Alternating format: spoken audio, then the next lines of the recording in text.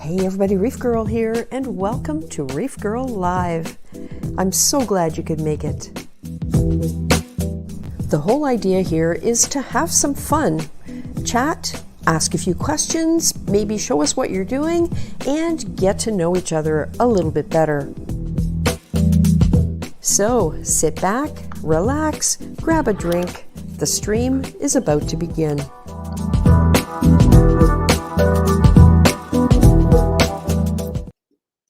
Hey everybody, glad you could make it. Here we are again on a Saturday night, and we have 12 people already. This is awesome. That's about how many we usually start with, and thank you all for showing up right away. I am in my living room, so I am not on a hard internet connection, not on a wired connection. I have the router right behind me here, so I'm on Wi-Fi, so hopefully we won't get any robotics or freezing, but if we do, it seems like it generally comes back pretty quickly. So bear with me if you see that happening. I won't necessarily know unless I see nobody's responding and nothing's happening. So I'm going to say hi to everybody.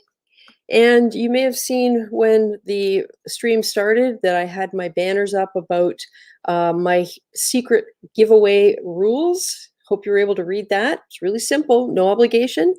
And tonight's entries are closed. I put a giveaway at the end of this week's reminder video. It's kind of my favorite place to put them when I have them, so you never know when it's going to happen. That video was a minute and 16 seconds long, and I think I figured it out too. If you won tonight's prize, you would be earning yourself for spending 3 minutes to enter somewhere around $750 on an hourly basis. So it's worth spending the couple of minutes to watch the video. Well, I think it is anyway. Okay, enough of that. Hey, Benny, Filipino Reefer is here. Benny's had a busy week, and let me show you why. I've got Benny's permission to show the picture of this adorable little guy, Jaden, Benny's new son. Isn't that awesome? What a cutie. He looks a little worried, but you know, he's probably just born, so that might explain it. So congratulations, Benny. I think that's amazing. I know your wife was in hospital a bit and you did a lot of running around and you were super busy, and it looks like it all turned out really well. So congratulations on that. That's amazing. And who else have we got here? True Skills 710. What's up? Hey, True Skills 710. You like how I finally got your name right? It always confounded me how it was pronounced. Hey, Taryn's Little Ocean. Nice to see you too. And Taryn, I do have shrimp, peppermint shrimp. They are still in Mollywood. I don't know if you still need them for if you still have an aptasia problem, but they're yours if you want them. We will talk. Maybe just send me a quick email and let me know if you still are in need of any, because I'll give them to you. We can meet halfway somewhere. We'll figure it out. But I still have two. I've confirmed it on a couple of occasions. The big one hasn't eaten the little one or anything like that. So yeah, they're yours if you want them. What else we got here? One Golf Jones. Yay, I finally made it here on time. Nice to see you. Glad you could make it. Hey, Alex G, glad to see you. You've been putting water in things this week. That's pretty cool. Marcus Aurelius, or Marcus Aurelius 187, hello. There's the Herm 14, Waterhouse Jason, hello. Angeli Sotamba, I don't know if I pronounced your name correctly. Is it Angeli or Aher? I'm not always that good with names, so let me know if I'm saying it wrong, because I know it would bug me if someone constantly said my name wrong. So hopefully that's right. Hey, Skinner JW. Angeli says, congrats, so cute, and he is. Hey, T40, nice to see you here. Johnny Martinez. Cool.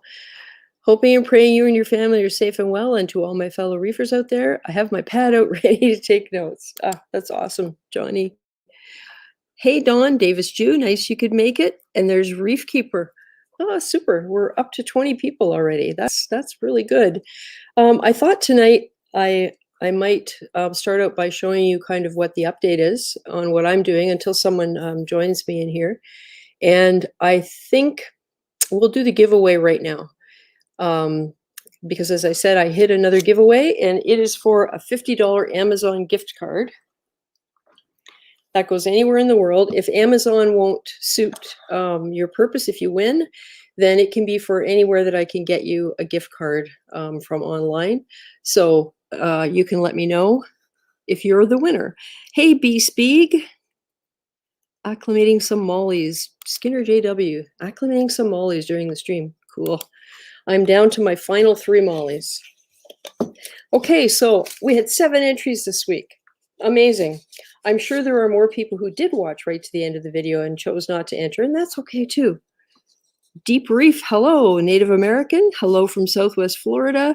And there's Straight Reefer. Cool. Okay, so entry number 1, Gabe's Reef Tampa. That's you, right, Gabe? Gabe Montero, if you're here. I am folding it up, putting it in a bowl. Okay. Second one is Broke Reef Man 45. Okay, I'm folding this up and dropping it in the bowl. Filipino Reefer. That's Benny. That's 3. Put my fingers around here. It's hard to fold this stuff up with one hand, but I want you guys to see that nothing untoward is happening. Well, you can see both my hands. There's Kimber Reefs. Oh, upside down and backwards. Kimber Reefs. Thank you very much for entering, Kimber. I know you're right in the middle of all the exciting part of gardening at the beginning. Maybe this will help you buy some seeds or something like that if you win.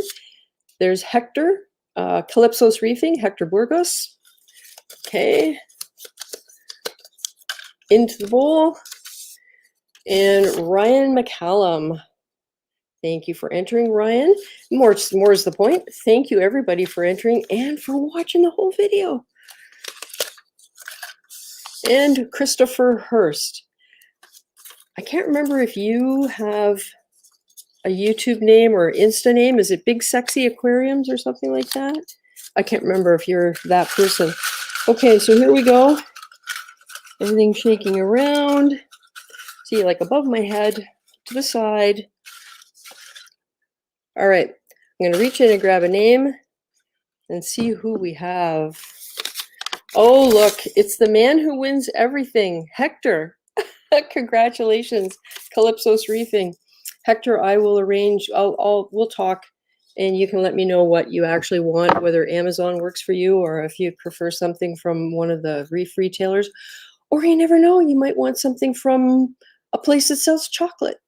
You know, if I can do it online, then that's what we'll do. So congratulations and thank you everyone for entering. I love doing these giveaways. I ended up with a little bit more money last month from YouTube than I expected. And so what the heck, why not share the wealth, right? Cool. Okay, anybody else come in? If Broke wins, he's $50. Well, there, yeah. He won't be quite so broke, Reef Man. William Peace Jr., hello. I think that's everybody that's here. Okay, so it was kind of a busy week. We emptied the rest of the reef tank, and you may have seen in the picture that I put up that the background is actually, see if I can get it here. I need to just take myself out of the stream just for a second to show you. So the background is the empty reef tank. It now has nothing in it, especially since yesterday we took the green wrasse to the LFS. And I'm making a video about that, about catching the fish. I've gone through all of my old footage and photos, and I've pulled out some proof of why I don't like the fish. I've had him since he was tiny, and he started out pretty good, but then he just turned into a jerk. So I'm really happy that the LFS is going to take him, well, has taken him and is going to put him to work in a tank to eat pests. And he's with some tangs who will keep him in line. So hopefully he survived his first night because, that's always the hardest.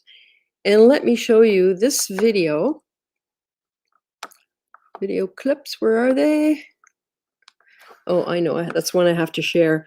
Yeah, so this is like a really early edit. It's just got the capture footage and there's no voiceover. I've just chopped it all up, threw some music on it, and so you'll see what happened with catching them. It took a lot longer than I thought.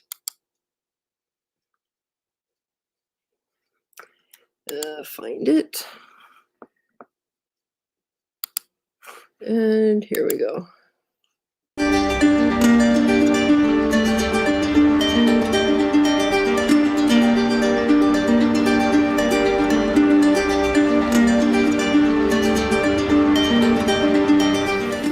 He's down in here somewhere. As soon as I start disturbing the sand, I might scare them.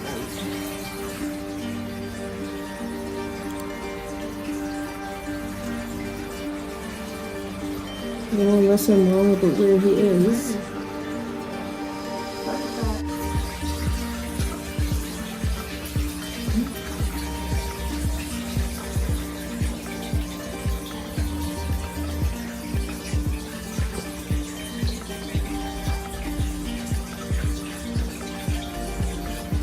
Should move this heater. It's in the way, but just using it to hide. And I'm gonna have to move the heater because there's no way I can even get close to him. He's at the other end now.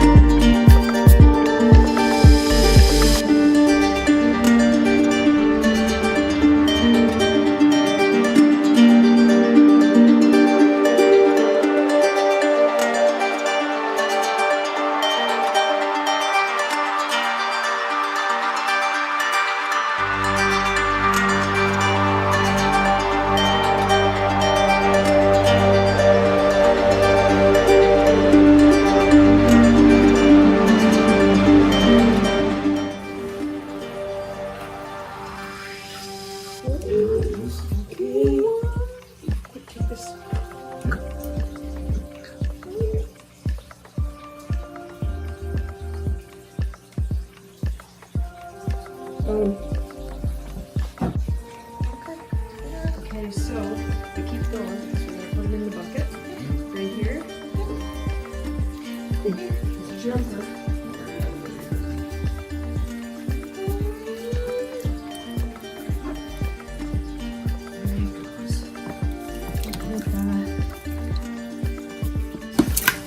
So long and thanks for all the death.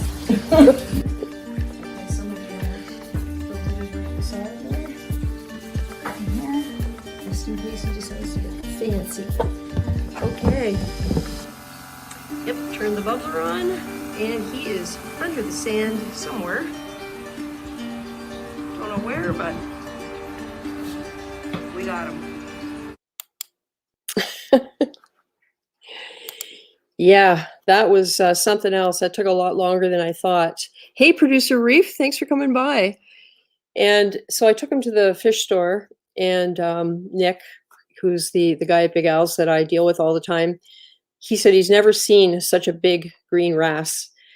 And the interesting thing is that fish was like a beige color for the longest time. I did all kinds of reading and looking up, trying to figure out whether maybe it wasn't a green wrasse. Maybe it was another type of wrasse that, looks really the same when they're tiny, because I have had that fish since it was about an inch long. And that's all going to be part of the video when it's finished and I put it on YouTube. So it's kind of like the story of the green wrasse, my nemesis, if you like. And the last couple of weeks in that tank, I've been using a little bit more white light. I can't quite remember why. There was a reason for it. And all of a sudden, the fish is green. So here's me thinking, oh boy, maybe all of these years, because the fish, I've had him for almost 5 years, all this time, he really was green, but I was using blue light and not enough white to actually see his real color. which is kind of hilarious. I really like blue light on corals, and corals use blue light for growth. It's important for them. So I've never really done much with white light until recently. So in that video, we had the room light on. Then after I was digging through the sand, it got so cloudy. We ultimately just ended up turning off the room light and getting a flashlight, and that's what finally helped. So anyway, yeah, in the chat here, Marcus Aurelus, I don't know if anyone else has tried fish traps. For me, they never work. Fish always scared of it. I used fish trap to get most of the fish moved out of my Red Sea tank to the holding tank last summer.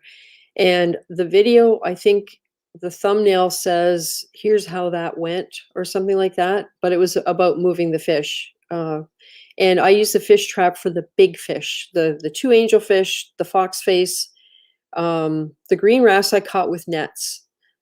I had to do it over the course of 2 days because I couldn't get the hawkfish and the green wrasse. So ultimately, I just got the others in a fish trap, and the clownfish I caught with nets. And the blenny, I'm pretty sure I caught him with a net.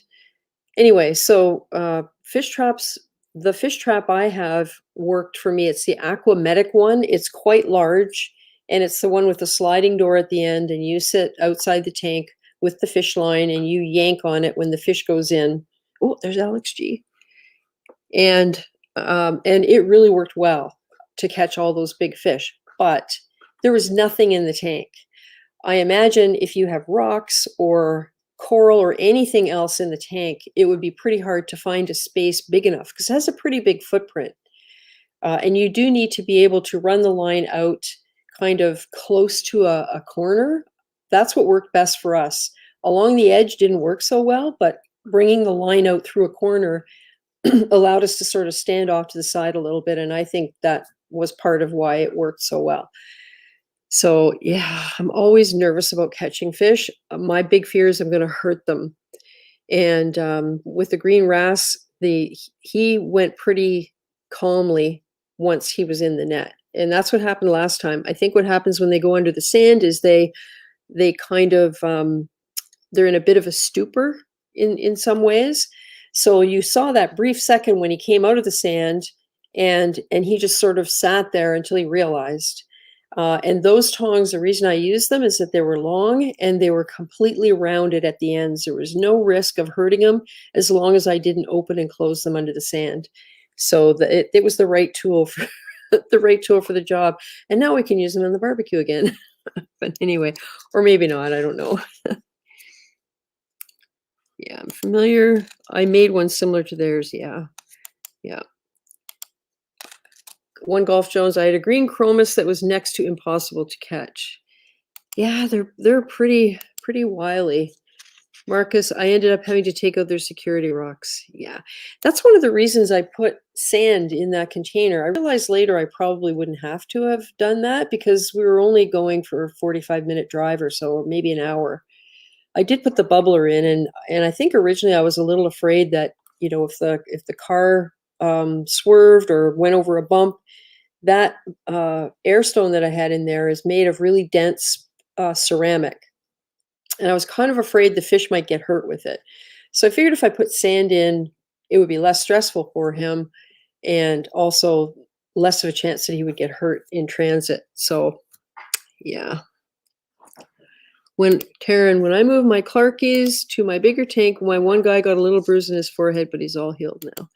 Yeah, they go a little crazy. The angelfish, the male, when I moved them from the Red Sea to the holding tank, he had quite a gash on his face from ramming himself into the 5-gallon bucket, and he just he hurt himself, but it healed pretty quickly. It was pretty much just a surface wound. So I'm going to bring Alex in here, and we will see what he's been up to this week. Hey, Alex. Hello. How's it going? Oh, good. Tiring. Yeah, I bet. All that water. Yeah, it's been a busy week. I'm still making water right now. I'm almost back to having them filled up again. Yep. So what sort of in chronological order, what did you do this week? Sorry, I'm thinking here. All right. So, I think I had this done Yep. last week, but it's all glued together. What was not done was all of this. Right. That looks very tidy. Yeah, thank you. So, yeah, this was my week. There's a lot going on here. Oh yeah. So So, did you play a lot of Tetris as a kid to figure no, that out? no, I think on the last live stream, I kind of figured out where I was going to go with stuff. So, Yeah. it seems to be working out though. Right now it's running. The tank's full. Cool. So even though I put the canopy covers on today, What is that made of? it's just FRP board. Oh, okay. It was lightweight and relatively cheap, and I had a bunch of it already. So, Yeah. but Cool. yep, it's all full. It's looking good. So I know this is the 400 because it doesn't have the red light on it. Yeah, it's got no lights on it. It's got chains for an invisible light rack. Hey, So- you want to see my lights? I'll show you my lights real quick since we're talking about them. I just have a picture. So here we turned them on this afternoon. No programming, no apps, none of that stuff, but we just turned them on. Cool, eh? Right. And when you look at the floor, you can just see one of the pieces of green tape in the front left corner. The spread is pretty good. It's pretty much, that's where we figure the tank is going, and it's a little shy on the front, so we might inch the tank back a bit so it's more directly under the lights. But we have that option because we left a foot behind the tank for some maneuverability. Good. And then here's some cord management that needs to happen over the next week or so. Everything's going to be up inside that apron. Right. And I don't know how, I'm not sure if we're going to be able to make it sort of completely unobvious. You're going to see it. So the best we can do, I think, is to make it as tidy as we can. Stretch the cords out. Don't have coils hanging everywhere. Try and just make nice, smooth, straight lines and Lots of Velcro. lots of Velcro. Yeah. We actually found these little clips. They're made of quite a heavy acrylic. And you can either stick them on with a 3M sticky pad, or there's a hole in them and they came with screws. You can screw them on, which I like that option. And what they have is two little hooks facing opposite ways like this along the length of the clip. So the hole's in the middle and one hook faces one way and one hook faces the other way. And they're just the right size for the Orfec, the heavy Orfec power cords. Anything bigger than that, you couldn't get in there. Like if it was a large extension cord or power bar, you know, how those really, really heavy duty ones. But the Orfec power cord, whatever the diameter is, maybe a 1/4 inch, will fit inside there. So that's what we're going to use up in the apron because they're kind of a translucent color. Well, no color. And just see how that goes. Because it's melamine, it's 5/8 of an inch thick. And so far, my husband has been able to screw all of the power bars in place, like all of the drivers, the LED drivers are all up there. And he hasn't gone through the melamine on the outside at all. So he's got the right length screws and they're up there nice and solid. So that was a big job for him. I helped him a little bit today, just doing some of the kind of holding things. You know, like cords and handing him stuff and saying up, down, this way, that way, you know, that sort of thing. So yeah, that feels like a really big step. Like lights is always a big deal. Yeah. Oh, who else we got here? Sorry, we have Sharbuckle's Reef. Hello.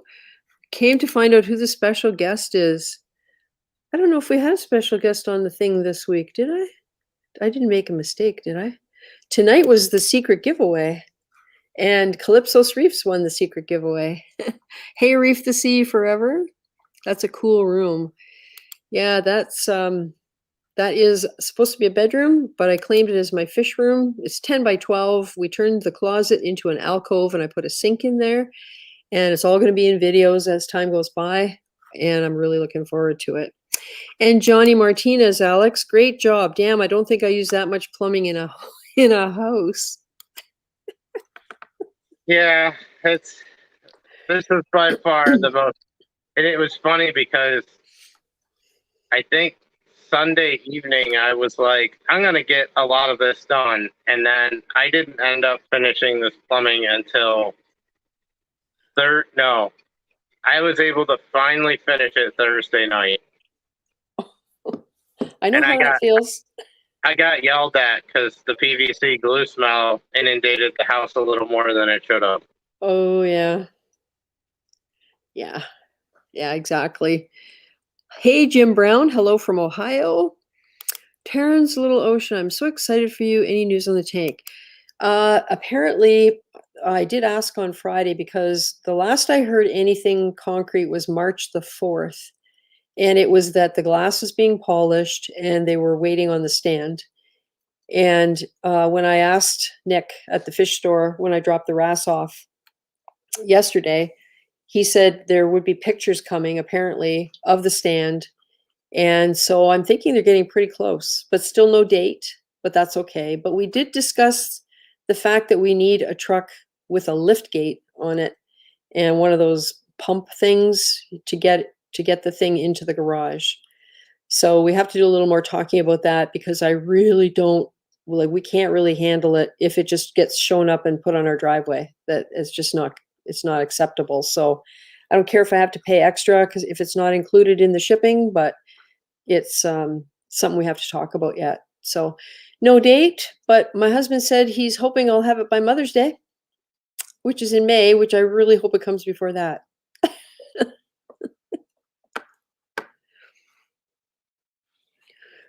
So Alex, what's you've got your water in the 400. Any sign of any leaks or problems or things you had to change?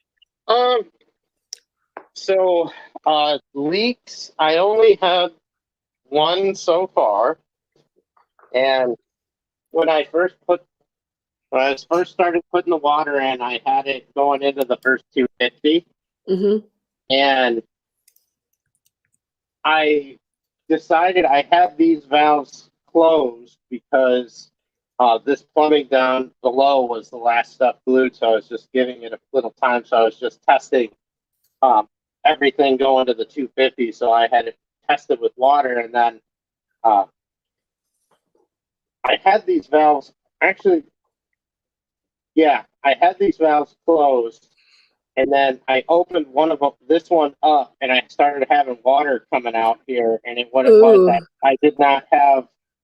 I was about a turn and a half shy to being locked down on this part of the union. So yeah, it got a little sprinkle of water here, but other than that, though, there hasn't been anything that I found yet. All the uniseals are holding. Yep. So nice.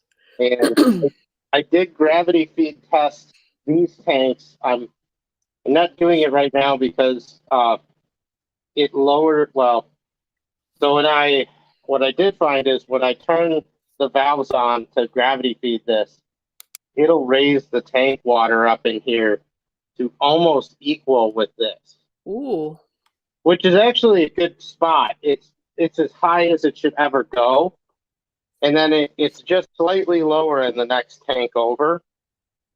But it's kind of interesting. So where the water level is a little lower right now. So here's a science trick for everybody here. If I open these valves with water above these pipes, will the water flow to the 265-gallon sump? Well, we did a backflow thing between the last 200s on our system, to see what would happen as the last 100, which is the return chamber, if it got over full. And that's when we learned that because of the position of the bulkheads, it would overflow because of where we had the bulkhead. So the water would go uphill back into the second 100 or the first 100, but ultimately, if it kept coming, there would be a point where it couldn't go anymore, and the lower tank would overflow before the upper one was full.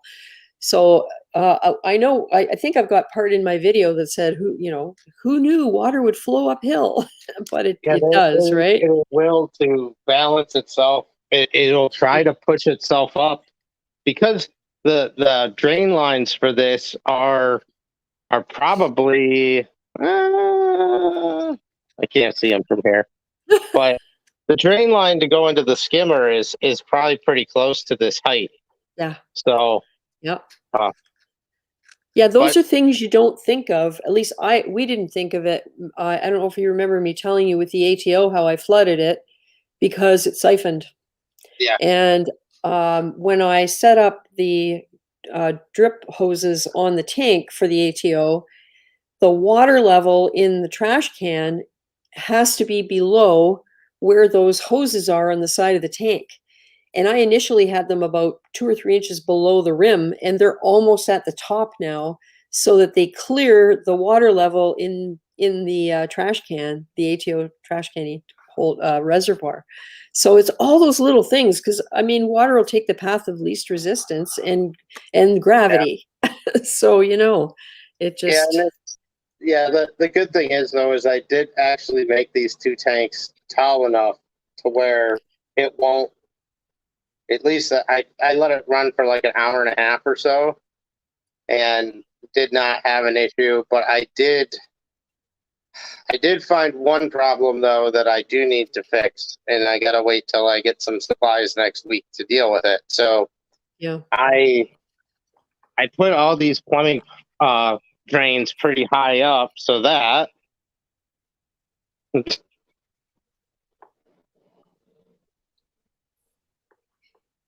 I could gravity feed the skimmer here. right. So what I ended up doing, I ended up making a magic trick that I didn't know I could do.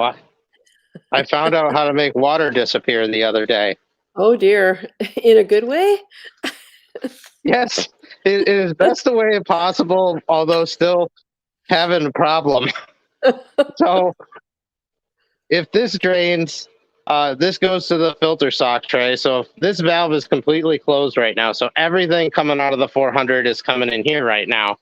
And you can see it's pushing up a fair amount of water. Uh-huh. Now this level right here is lower than those 250-gallon water storage tanks. Which is what you wanted, right? Yes. So it's still a little higher though. So technically, with my gravity, I shouldn't be backing up that water too much if I let this tank fill up all the way. Yeah. Even to the point of just about overflowing, because you can see these lines here are taller than the skimmer neck. Yeah. So funny thing, I put a standpipe in here like this. So now the water can't leave here. So now it's got to get higher. Mm-hmm. Well, it struggles to get to this level. And then when I turn on my recirc pumps, it'll get better. But the highest I can get it to go is about here. But I have that gate valve fully closed, so all the water from that tank is coming in here. Mm-hmm. That tank's not overflowing, and there's not water going on the floor. So that means that the issue that was always there with this skimmer that never was a problem was that this skimmer body was always leaky. Oh, so the water. Oh, yeah. So that's where it matters. I actually thought, I go, well, I know that it leaks a bit. It always has. And the door the lid is the same style lid that's here. Mm-hmm. And there's no gasket or anything on these. Mm-hmm. And it's got a decent fit, but it's not that great. So I thought maybe I just didn't tighten it very well and it's got a really big gap. Because, I mean, it's probably got 2,000 to 3,000 gallons of water flow going through it, and it's still not enough to raise it. So it's got to be a very significant leak. Wow. At first, I did find a pipe on the skimmer recirculation pump that was off, and that was a easy fix. But even with that fix, it was not allowing the water to go up. So I know that it's just leaking. So I pulled the skimmer out once, which is a really fun job. So I got a rubber mallet out, put the lid on again, double checked everything, looked good. Put it back, tried it again. Water went a little bit higher, but not much. Still leaking like a sieve. So I ordered a bunch more uniseals. Mm-hmm. Because I had some other fittings in there with some old gaskets that I just want to replace out with uniseals because it'll be easier. And then the lid, I am going to probably use a combination of maybe pond liner and silicone to try and make a gasket seal on it. So yeah, there's some comments here. Marcus Earlis, and to add, plumbing and all building material prices went through the roof. Yeah, that doesn't help either. Yeah. And ReefGrrl, you need a pallet jack. That's what it's called, a pallet jack to move the tank and stand. Thank you. I couldn't think of the name. I knew, well, I guess it is a pallet jack. It's the pumpy thing, right? It's a pneumatic thing. Yeah. Yeah. And Johnny Martinez says, yes, because water level will be all the same between tanks. I hope I'm saying it right. I did see a drop ceiling worker leveling ceiling with 50-foot tubing with water in it. Oh, that's interesting. Huh. Yeah, I guess a giant level, that would work from one end to the other. If it was a big enough pipe that it wasn't going to bow. Yeah. Cool. So, but no, that'll be my project for next week. And then, well, with this 400 basically in test mode, I'm not going to run I don't think well, I'll take it back. I think maybe tomorrow the 250 gallon tanks are going to go in line again because it almost empties out the 265 when I do it. Oh. So it'll make pulling the skimmer out this time around pretty easy. So I got to give it a couple days to dry out too. So that'll be tomorrow's project. So when you pulled out the skimmer, is that like for example, I put some sand in the shallow 50 in my system, the sand that we took the wrasse to the store in, because I had cleaned it out pretty good when I took it out of the tank. So I brought it home, I cleaned it a little more, I stirred it around and used a sieve to pick it up, and then I put it in a cup to get it as much as I could at one time into the tank. So I lowered the cup down and got the whole thing underwater with no air and turned it over and you know, got some of the sand to come out, and I couldn't get it all to come out. So I had to actually break the surface with the edge of the cup to allow air in to push it out. Is that the same kind of thing that's happening with your skimmer? Is it getting like that water suction? Is that why it's so hard to get out? No. Some of it's just getting the water out because of the angle that I have to try and pour it. Because my protein skimmer floats. Right. So you wouldn't pump the water out then? Well, once I pull the pumps off and stuff, that'll get most of it out. And then the lid on the bottom could come off and that'll get a lot out. But there's still like a gallon or two that I can't. Yeah. So needless to say, there was some water on the floor. Plus, I was a little frustrated at that point while I was yanking all this out going, this better be it. Yeah. Like, to put it back and be like, it's going to be good now. And then be like, nope, it's not good. Yeah, I got nothing. So, but it can be fixed, and it's not that big of a deal. The rest of it working is fine by me. It's just I could get the skimmer out in 20 minutes. So it's just very awkward since it takes up 2/3 of this tank. Yeah, no kidding. So for all you people out there who complain about lack of clearance and getting your skimmer out of your sump, and it takes you a couple minutes, imagine this.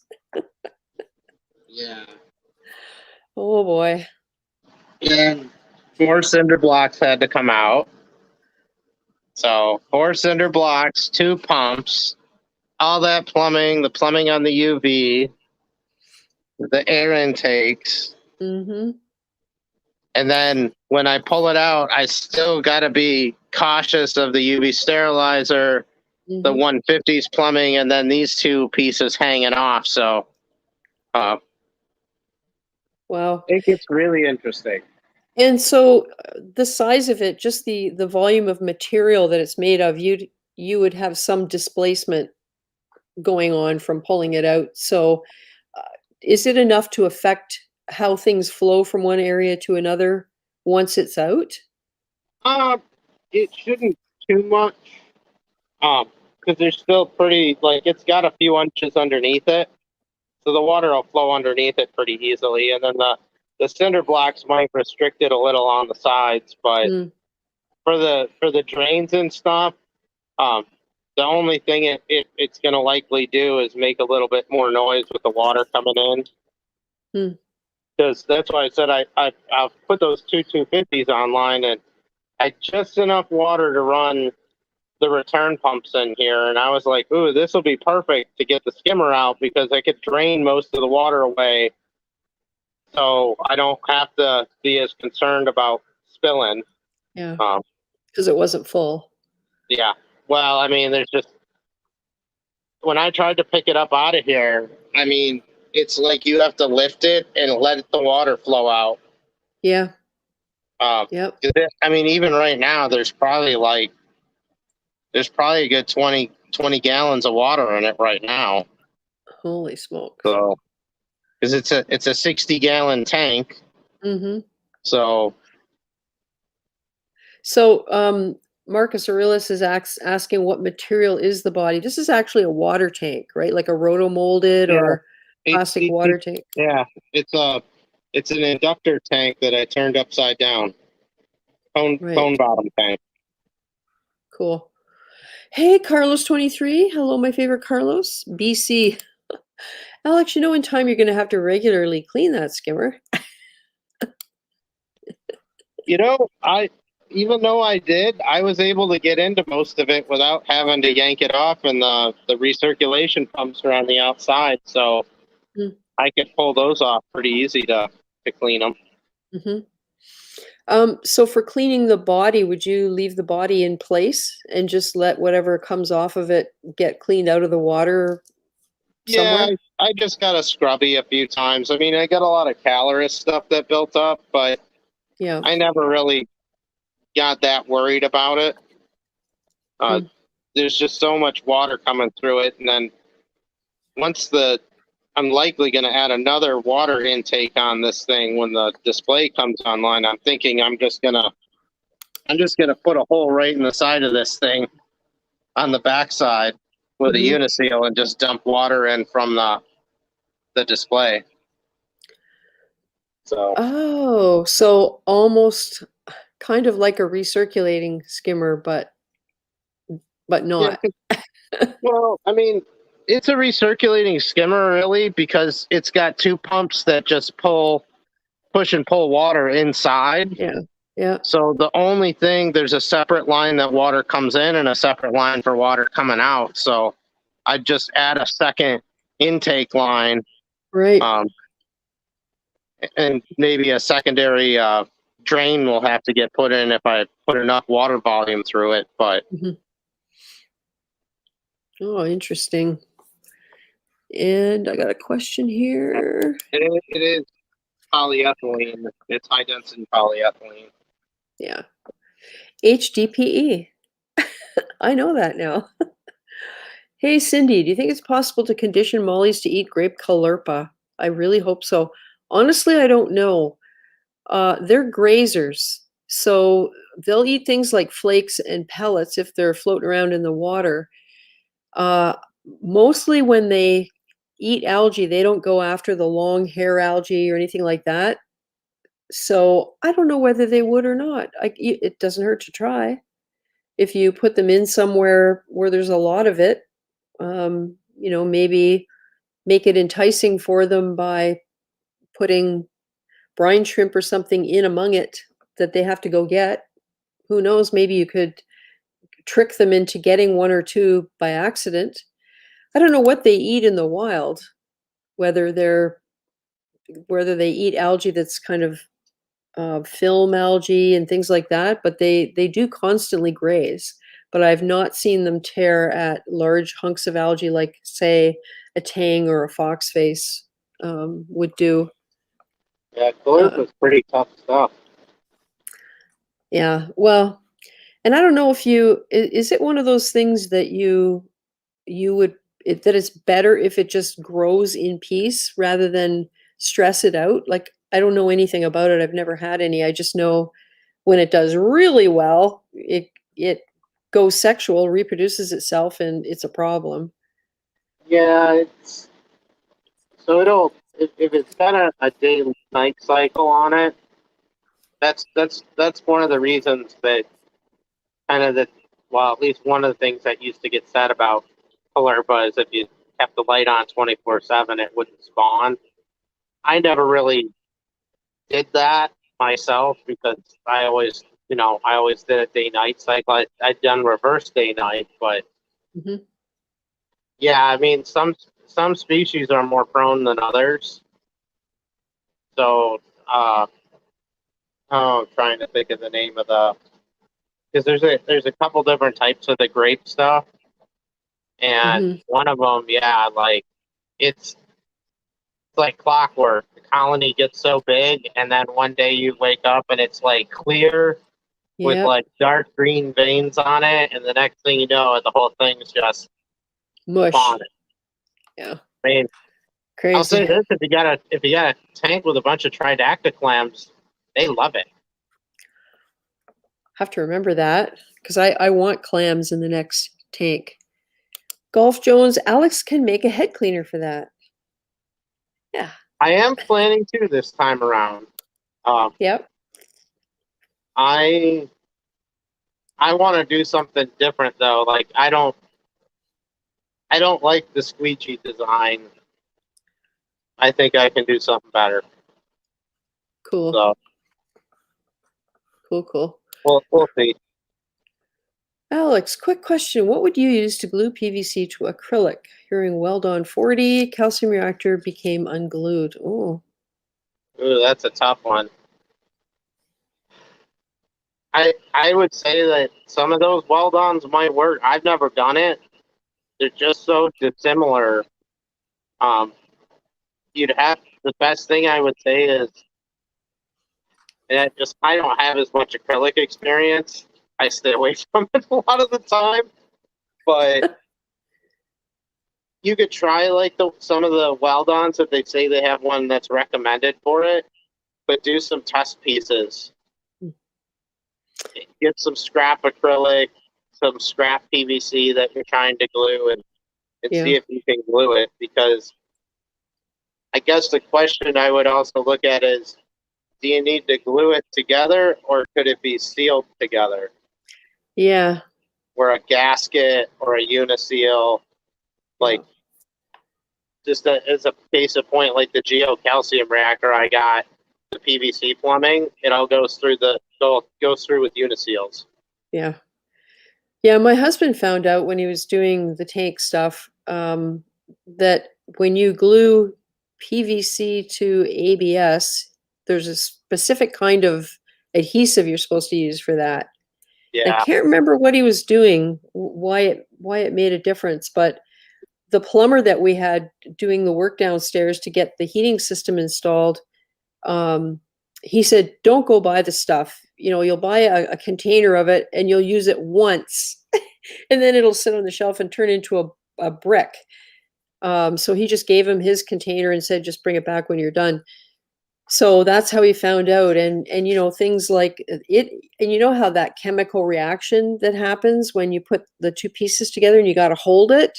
Well, he didn't realize that that's way stronger with this glue that you use to put ABS and PVC together, and so it was a little bit off. He had to do it over again. But anyway, so it's that kind of stuff you don't always think about. You just figure everything is made for, like, you don't always consider the fact of all the different plastics and what you have to do.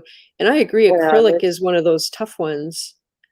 well, the thing with all those glues, and you have to understand with them too, is are you, when you're trying to bond them together, is it something that has to be under pressure, or Exactly. something that it's got very low pressure on it? It's just got a hold there.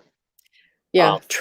Are you transferring water as opposed to pumping water under pressure? Yeah, we ran into a lot of that downstairs. Our hoses for filling the mixing tank and the ATO, all we're doing is transferring water.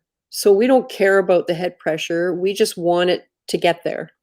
It doesn't have to go fast or any of that stuff, but it's a little different when you're setting up your system and you need a certain amount of pressure to make it actually work.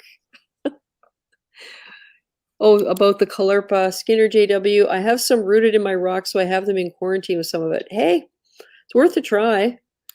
I mean, they even marine pellets, if you dropped, not a lot because you don't want to pollute it, but if you dropped a few marine pellets in among the algae, they'd probably go for it. They're greedy little things. They like to eat. Hello, Mr. DKH. Nice to see you. Yeah, producer Reef said it's his Vertex calcium reactor. Yeah, transition cement, PVC to ABS. That sounds familiar. Well, there's another I don't two. want. I've cheated that ABS PVC one before with standard PVC glue. It'll still work, but I don't use it under pressure. Yeah. Yeah. Yeah, pretty crazy. Well, we had fun overnight with a scheduled power outage here. So we had to get the generator. I say we. I mean, you know what I mean when I say we, right? I just see the parts of it that I want done differently. And anyway, so my husband, a couple of weeks ago, he got the generator out, made sure to get fresh fuel. He puts high test in because, you know, for the amount you use, it's worth it for less gunking up or something. Anyway, what we did was put the generator beside the front porch, a little too close to the basement window because there were a little bit of gas fumes coming in. Not a lot, but you could smell it. Just a tiny bit in the morning because the window is at a lower level, of course, than the ground outside.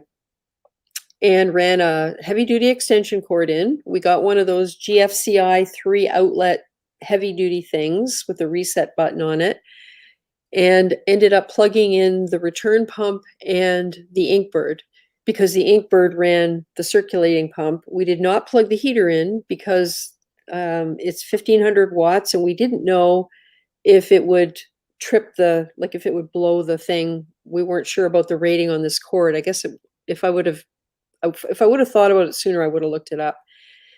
So anyway, it was 5 hours, 3 a.m. to 8 a.m. It ended up being 6.5 hours. And the water in the water heater was heating when the power went off. So at least it was warm. And the temperature got down to 23 Celsius by the time the 6.5 hours was up and the power came back on again. And about 5 minutes before the power came on, we thought, okay, we got nothing to lose by just plugging the heater in and seeing if it actually works or whether it blows the circuit or whatever. And it actually worked. So it ran for 5 minutes and then the power came on again. But you could hear the generator ramp up as soon as that heater got plugged in. And so for next time, we would know that, yes, we can plug the heater in. It's not going to cause any problems. And we wouldn't end up with this temperature drop. But everything did fine. And I put a lid on one container on the 150, the lid that I can't use on the 100 anymore because the skimmer is in there and coral is in there and it needs light. I laid it over top of the 150 just to conserve as much heat as I could. And we just ran with it. So I was up at 10 to 3, although I only went to bed at like 1:45. Downstairs, trying to set my camera up to catch the moment when the power went out, which I managed to do. So there'll be a video. And then went to bed, tried to sleep because, of course, I'm thinking, what if it doesn't work? What's going to happen? Blah, blah, blah. Finally fell asleep, got up again at 7:45 because it was supposed to come back on at 8. And I stood down there for probably 45 minutes doing short 1-minute videos of the whole thing because I was hoping to catch the moment the power came back on again, right?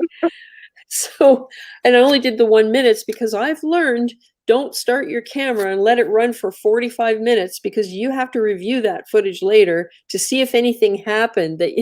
So it's better to do a whole bunch of short 1-minute ones and delete them as you go if nothing happens, right? So 1.5 hours in my slippers that aren't very warm and don't support my feet, standing on cold concrete, waiting for this to happen. So I never ever did go back and try and get any more sleep. So I was up at the ungodly hour of 7:45, 7:30, 7:45 this morning. And yeah, so it went well. Other than it was longer than we thought. We learned a couple things and would do it a little differently next time. But we appreciated getting the advance notice. And now we know that if there is a power outage before we have a whole home generator, we'll at least be able to handle it. So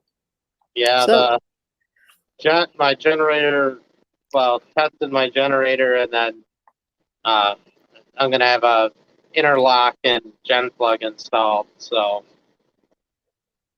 I just got to test out my gen. That's the next thing here before salt goes in the tanks is to get that done. yeah.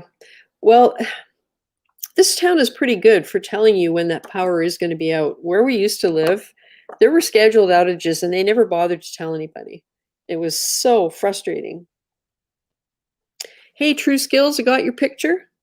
I will put it over here on the computer. Here we go. What else is going on here in the chat?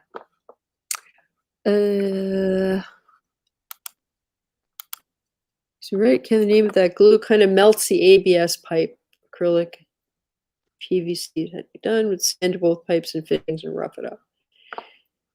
Yeah. Golf one. No more worrying about power outages here. We just had a whole home generator. Yeah, you know, that's the electrician that was here to do the other work of getting everything's extra plugs put in.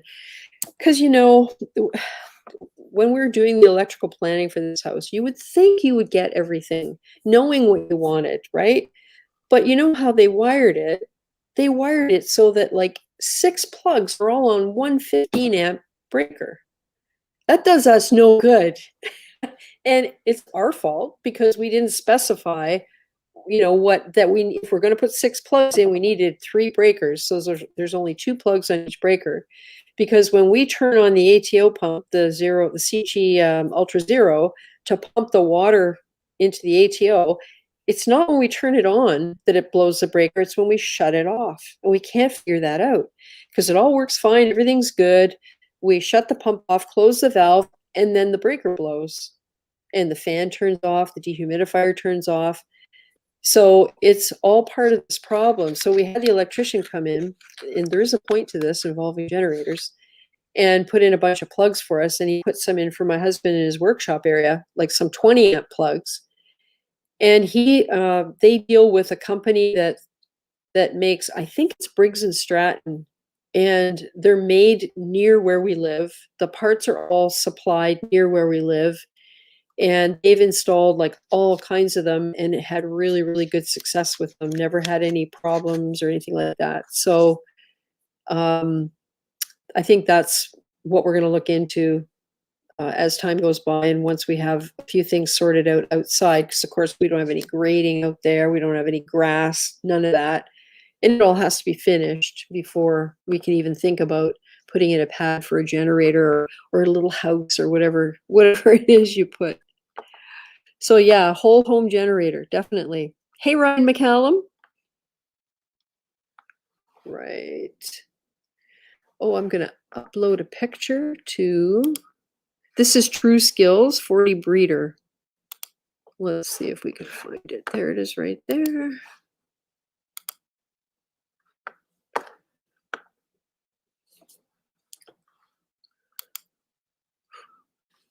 Ooh. I like those rocks. Nice little caves. Clownfish. Lenny. Shrimp. So True Skills, are you, I guess you're in the chat. You can come in if you want, talk about your tank. Don't be scared. It's been a long time since I bit anyone. Right, Alex? Virtually. Yeah. Might be off. Thought it was 3400 series. You go to SCI Grip website. Partners, they have a substrate match. Oh, cool. To find glue you need. Oh, that's a good idea. Link it up. Okay, True Skills. I will send you the link. Yeah, I typically stay clear of the forums of the acrylic glue debates. They can get pretty fiery. Yeah. Remember me telling you about Mollycoat 111? That was another one of those things everybody was discussing what kind of grease or lubricant is safe, reef safe. There we go. Find this link.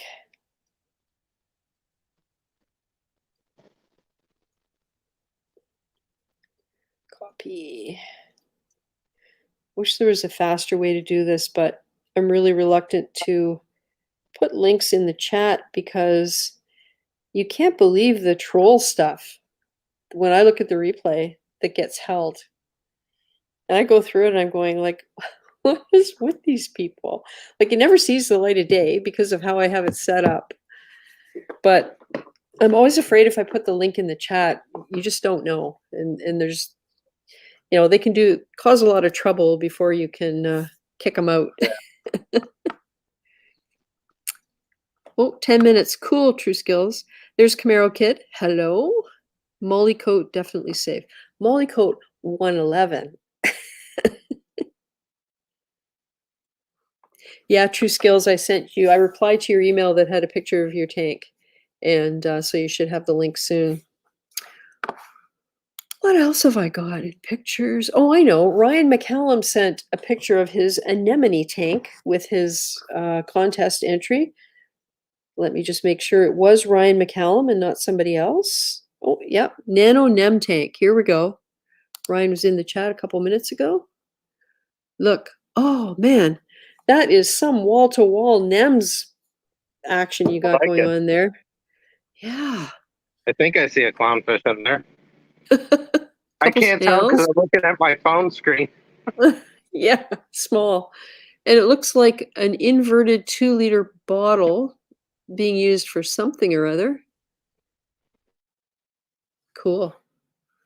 Very nice. It's way better than my two sad anemones. Are they sad? They want out. They want a new home. I think one of them, well, one of them's just not very happy in general, probably because of chemical warfare, and then the other one's just kind of there. So Yeah. I actually just did a water change today on the temp tank because I was like, you know, it's gonna be a little longer than I thought. Better do another one. Yeah. I don't think it ever hurts. Ryan says start with 1 rose and 1 green, and there's two small clowns in there too. Cool. Producer Reef had a question. I have to insta-tank. How soon can I put? Look at that tang in your avatar. Cool. How can I put my acros in? Have them in a bin. Tank is stable. I don't know. I guess it depends what your parameters are and how close they are to what they need to be to allow them to take up nutrition and all that kind of thing. Like it's hard to say. Like, what if you put a test one in and see if that works? Have you got a sacrificial one or one that you can maybe make into 2 frags and try it out temporarily? I guess it depends on your time frame too. And as far as Instatank, were you able to move seeded media or sand or water, rocks, all that kind of thing? Because, right, I think, Alex, you had mentioned if you can have all those elements available from an established tank, you stand a much better chance of success at Yeah, doing when I that. did that with my SPS when I first moved, until I screwed up my alkalinity, everything was great. Yeah. So Yeah. it's just gotta have stuff that's somewhat established. I mean, you think about what they do at frag swaps and stuff. Yeah. I mean, they're setting up and tearing down all the time, and not a lot of biological media all the time, and some setups, and just good quality water. Yeah. Camaro Kid, Nem tank owner. It's Ryan McCallum. How good does the bottle top work? I was going to buy one. What is that? Do you recognize that in the NEM picture, Alex? The bottle on Mm-mm. the back of it? No, Is it too small for you to see? yeah, it does look like a water bottle of some kind. Yeah.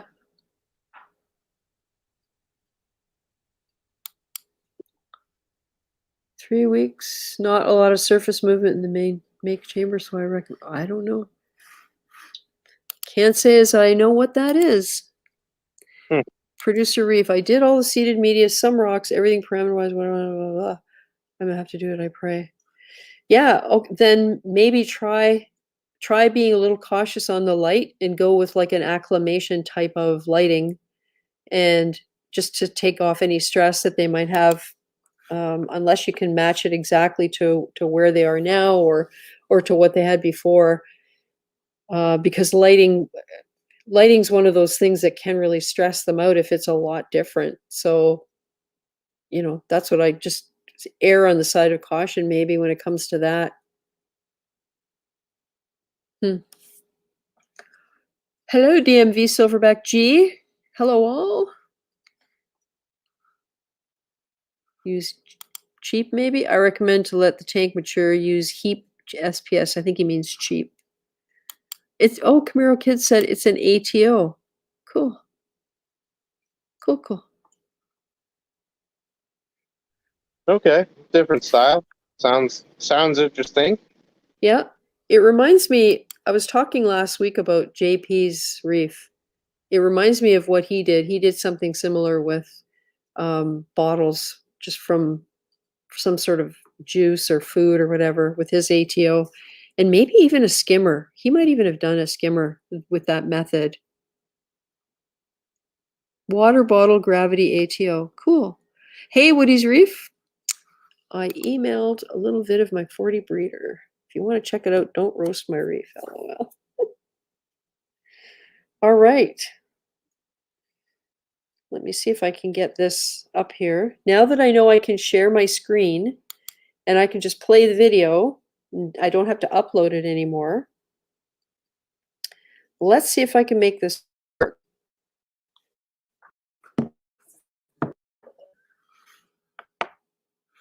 Okay, so this is Skinner JW.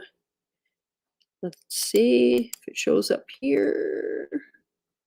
Video file.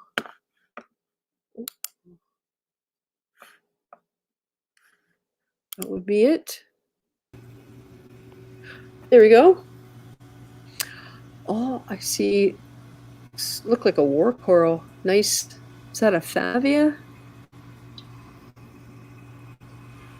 Goniopora, or is that Alvia? No, it's Goniopora.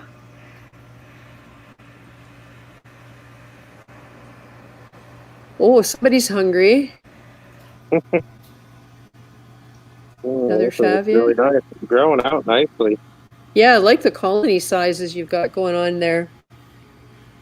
Hammer? Another duster? That's what I'm wondering. Zoantha's? A finger leather? Maybe a singularia of some type?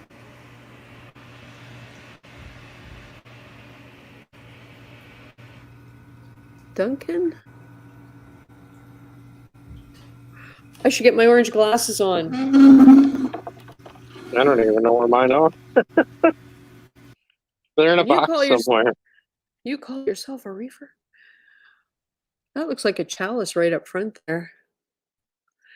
I like what I see. That was cool.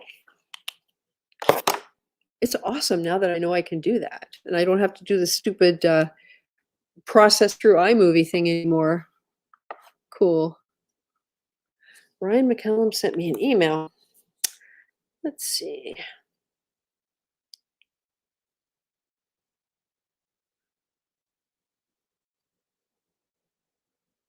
Okay, so what this is a link to, it looks like the water top-off thing that he's got. Aquarium Choice Aquarium Coral Fish Tank Auto Top-Off Water Filler Controller System.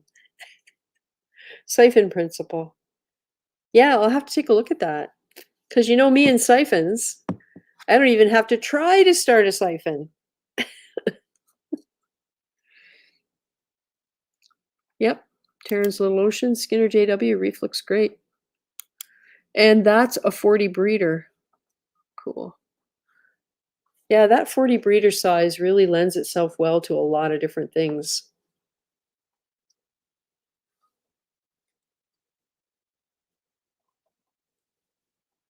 So Alex, you mentioned a bit ago, you have 2,000 or 3,000 gallons of water going on right now?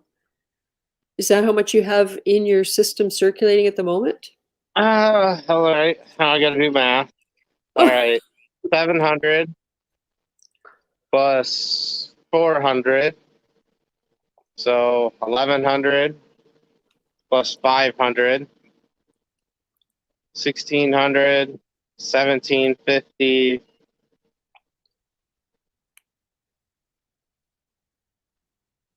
Probably about 1,800 gallons right now. Wow. And I was pretty proud of myself for having 265.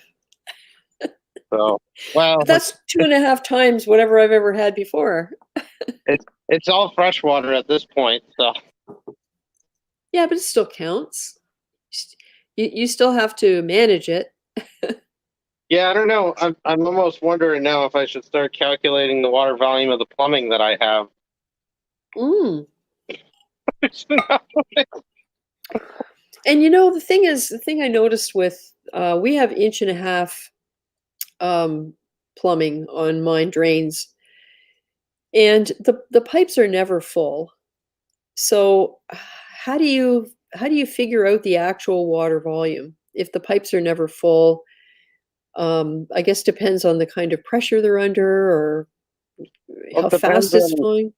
yeah, it depends how much air is able to get down too. Like I do have the air bleeders over here, so it is. Yeah. I don't know how well this is gonna. Okay, now I need to get the flashlight. You got to work There's hard when you're on this stream, Alex. okay. Now I gotta find the flashlight.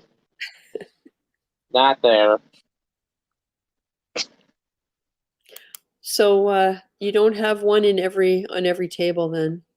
That's what I do. I leave them all over the place. And I that need way to I get always have one. more. I'm very particular about this one that I got a long time ago because it's got white and red on it. Oh, So, all right, let's see here. So this is that's the drain right now going down. So there's hardly any air coming into it. huh. So what we see here, does that mean the entire pipe is full of water? Yeah, pretty And close to it. holy smokes. Yeah, it's getting a little rushy now, so but yeah, most of the time it's I could hear a few air bubbles in there, but not many. Holy smokes. So Skinner JW. 1,800, that's it? Come on. Eventually, I could say something more than that. But But you're saving it for next week because you got to test it first, right? Whatever it is.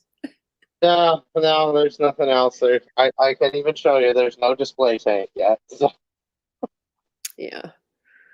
the next job is to get all this crap out of this room and start cleaning it up over here of tools and just be fish room stuff.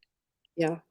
Well, there's nothing like stumbling around in the pitch darkness, tripping over things, hitting yourself on things to make you realize it's bloody well time to clean up the fish room. And this was me last night, and it was just there was a tote of water, half full of water from when we moved the last piece of rock over, right in the middle of the room, and I forgot it was there. So of course that's a nice graze on my shin and some bad words. And yeah, it was it's time. We've brought pretty much everything home now, except for the last few things we needed to get the fish and all of that. So Sunday we're going back and is that tomorrow? Yeah, tomorrow we're going to be shutting the tank down officially. So the holding tank will be emptied tomorrow. I have snails to look for, which I think I'm just going to put in Mollywood, except for zombie snails, Nacerius. When I find them, I'll bring them home because there's no sand in Mollywood. And there's a couple corals in Mollywood that I didn't really have a way to bring home because I didn't have a container, and they're fairly large. So Mollywood's going to stay for a little while until we clear the fish room downstairs because I've got a table with all my rocks on it. I've got crap sitting in bags all over the floor. Like it's a nightmare down there. It's like, it feels like I'm a hoarder and you have a little pathway to get from here to there and you can't even get the step ladder out. It's really starting to bug me now. So I know yeah, exactly how you feel because I yeah, look at all this and I'm like, I gotta just. I've been shoving stuff in boxes or buckets, and I mean, you saw my workbench. yeah. Oh, I It's know. it's fun every time. I'm like, hey, where's that screwdriver I need? Oh, you see, there's electrical stuff kind of here. Dremel tool over there.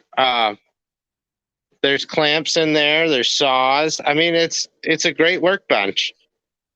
Uh-huh. I almost have enough room to like cut something on the saw. Almost. But yeah, that's all gonna go away. So you know And how the best way to clean it, what I've found anyway, is take this, put it parallel to the tabletop, set it down, and just yeah. No, it with doesn't my work. luck, with my luck, something metal will hit the 150 and make it explode. I don't need that. No. So I think I'm gonna go the way of organizing a bit so that when I get it to the finished part of the basement for my new workbench, I can make a big mess of it over there. Ah, True Skills just came in. True Skills is here. I'm gonna bring him in. And oh man, I gotta get ready, don't I? Oh yeah, troll question. I think it's gonna be the I've got to think of what the troll question is going to be. Hey, Diacanthus. Oh, BC, why did you have a scheduled outage? You do live in Canada. It's because the town we live in has its own hydro authority, which is supplied by Hydro One. I'm in Ontario, and Hydro One had to do a large equipment upgrade, which they did in 2 stages. So about a month ago, we had a 2-hour outage while they did a bunch of stuff.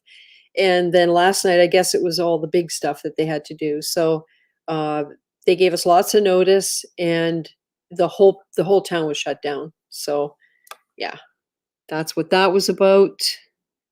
Chimp the Reefer's here. It's funny how a Dremel tool can have a place in any hobby you choose. Uh-huh. Yes. Okay, True Skills. Hey, True Skills. What's up? Hello. Well, another fun day. Cool. So, because we've never met you before, I have a troll question that I usually have. I don't know if you've seen this, where Okay. It's just like it's nothing scary or or hard. It's just to get to know you a little bit and Okay.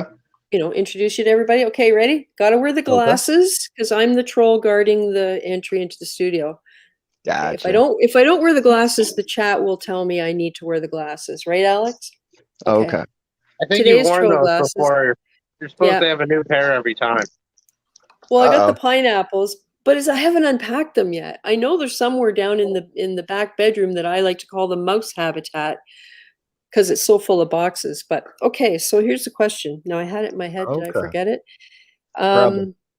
If you think about your most frustrating experience keeping a reef tank, what did you learn from that? Maybe it is a hard question. No, I'm methodical with my answers. Um, Cool. my main thing that I learned was not to upgrade without the knowledge of current residents' time frame. Because at the time I was living with a friend who had just purchased a house right after I jumped from the 14-gallon system I had to the 75-gallon system. He got orders to go to Korea 2 weeks later. Oh boy. So yeah. So the That's thing that I've actually a learned good one. is, yeah, the thing that I have learned is plan your tank appropriately for 3 to 5 years consistent. Yeah, that's interesting when you think about it because that could even apply to your spouse. Yeah. Because a lot of times we get so absorbed in the hobby, we just assume that they're going to go along with everything. And Yeah. I'm not even talking money. I'm talking space in the house. Yep. And in my case, the participation, like what my husband helps me with. There's no way on earth I could do this hobby to the extent that I do without him. No way. Yeah. Because I could never afford to hire someone to do the kind of stuff that he does, to spend the Yeah. kind of time he spends and all of that. So I really try hard not to take him for granted, but I'm sure every once in a while it happens. Yep. It's like, all Cool. right, can I just get that little, put that, give me a Mhm. lip about that big on there, please. And that just happens to be that one little extra piece where it breaks the back. Yeah, well, today it was leveling the lights because I don't know about you, but when I look at a level and there's the little bubble between the lines, right? Oh, it's got To to me, be dead center. it's got to be set. It's got to be in it. Thank you. It can't be kind of to one side as long as it's Nope. inside the lines. No, no, No. no. Because when you have the back thing, there's a back light bar, and you look at it beside because in your field of view you've got two flat lights, a front light bar and a back light bar, and the back light bar is like this. And it's a Oh, quarter no. of an inch difference over 4 feet, and you can see it. So we had that discussion. So he did an amazing job getting all of these lights leveled and fixed Yep. up. So yeah, it was worth a discussion. And I just feel so awful sometimes even talking about it because of all the work that he's put in. But anyway. Yeah, that's always fun when you've done a bunch of work and someone comes in and be like, hey, that's not level over there. And you messed it up. You're like, Yeah. oh, man. My wife does that all the time. It's like, that doesn't look right. And I'll go get the level, put it up there, and I'll spend another 10 Well, minutes doing it again. yeah, my favorite's been hanging pictures or paintings and stuff, and I'll be the person holding it on the wall. And I'm like, okay, is it level now? I don't know. Let me get up and look. What? I'm holding it here. Why can't? Needless to say, all I got to say is we just moved all the pictures. Ooh.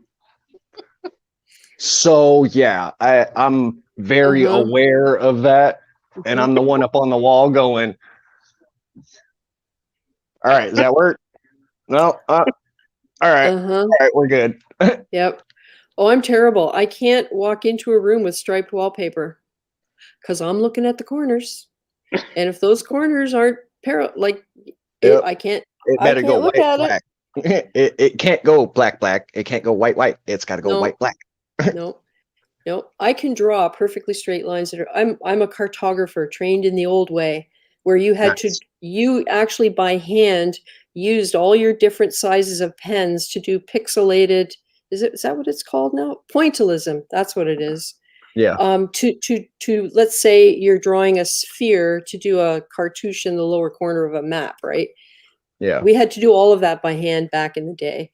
There was lithography off, there was man, I can't even remember the terms anymore. Well, it's been 40 years, but it was all photography, just black and white photography, where you made the maps, you took the aerial photographs, you put them all together, you drew the stuff all by hand. So, I mean, I Nice. can get those dots perfectly spaced apart, and it's a curse because now when I look at stuff, it just, once I see it, I can't unsee it. And so, yeah, we go through that quite a lot. I'm always straightening the pictures. The tap in the kitchen island, it's always got to be at right angles. Is it OCD? Mhm. Probably. But anyway. But everybody has their own little, life things. So Oh, yeah. Hey, Reef the Sea Forever. Oh, BC says, try a bag of original formula Chemi Pure. That stuff will clean up any stray heavy metals RODIs miss. Oh, original formula Chemi Pure. I think I have some of that. There's Blue Carbon Reefing. Evening, all. Cool. All right, I think that's Oh, everybody. well, Blue Carbon Reefing's in here. Thanks, Blue Carbon Reefing, for your inline water storage tank idea that I use now.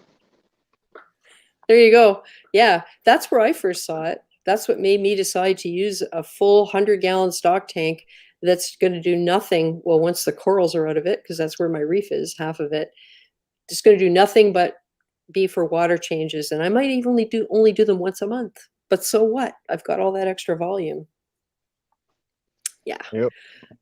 So True Skills, where's your tank? I see blue reflecting on your, or is that our screen? That's a little bit of mine. I got to figure out how to turn this thing sideways around. Here, let's get rid of this background. It's distracting. Yeah, it's under cam and mic settings. Sometimes it's a little finicky, though. Gotcha.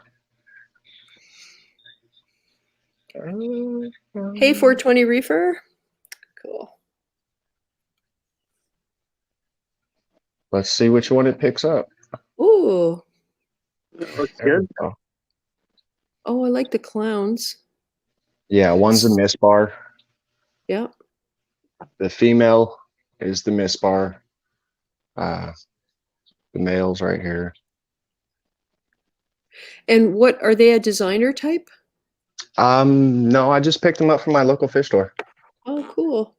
I had wanted them to get something other than the standard, Ocellaris, and what they got in was this. And then coincidentally, 2 weeks later, they got in Wyoming whites. I was not happy. Yeah, I look at Wyoming whites and I like them, but they just don't look like clownfish to me. Like, I guess if you wanted to have a white fish, and I remember CJ's Aquariums, he stocked his tank using the idea that he wanted a fish of every color. So that's what he ended up with, is Wyoming whites. Yeah. Oh, Blue Carbon Reefing says, it wasn't my idea to begin with. I saw it on a Mr. Saltwater tank video. So there you go. See how we share information? It's cool. But right now, on average, my shrimp molts about every 2.5, 3 weeks. Oh, must be growing fast. Yeah. We just picked up the band guys, and if I can find him, there he is. Or her. The Coral Beauty, I believe. Oh, okay. And coincidentally enough, it was like Petco or PetSmart. I can't remember which one it is up here. But it had been in their display tank for, I'm going to say, probably about 2.5 weeks. Same thing with this, with the Dursa clam right here. It hasn't fully opened and extended out, but that's the best it's got so far. Mm. Hold on, show me that. What kind of clam did they say it was? I believe it's a Dursa. Durasa? I believe so. It's kind of hard to tell. It almost looks like a Hopopus. I could be wrong. Let me try from top down. Yeah, that'd be a. Oh, cool. So any tips, Alex, on having a Hippopas clam? Because you've talked about these I'm just. before. No, they're pretty easy going. I've only kept That's as best as a I can couple of get them. it. Yeah, if it is a Hopopus, the mantle won't extend past the edge of the shell. It's kind Well, of hard. when I originally looked at it the first time, you see how it's got the shadow line for the growth pattern? Mm-hmm. Like it was extended out past the shell, like almost Mm. 3/4 of an inch. Okay. So if I could find the picture that I took of it the first time I saw it, I'll send it in. But I mean, it was beautiful, completely open. I could be wrong, and I believe you're right because unfortunately my memory's shoddy at best. Um, but I mean, it's a nice little solid pickup. It's heavy for being small. Mm. Like Yeah, it, they have a surprising amount of heft to them. yeah, like that might weigh as much as these 5 little chunks. Wow. So It- Hippopas or clams in general, Alex, are hefty. Oh, a lot of times clams in general could have some decent heft. Their shells, you know, what is it, about 3.5, 4 inches maybe? I'm gonna say about 3.5. Okay. Yeah, once they start getting a little in more into that size, yeah, their shells start getting pretty thick, and yeah, they'll have some heft to them. Plus, all the they'll seal the water in with them too, so you'll get whatever water's inside them as well. Nice. I can hardly wait to get a lawnmower blenny again, or maybe a couple of them. I love those fish. They're so entertaining. Oh, my dude, my little guy's fat. Like he's got a fat little belly on him. See if I can get to him. Wow. Everything from here forward is belly.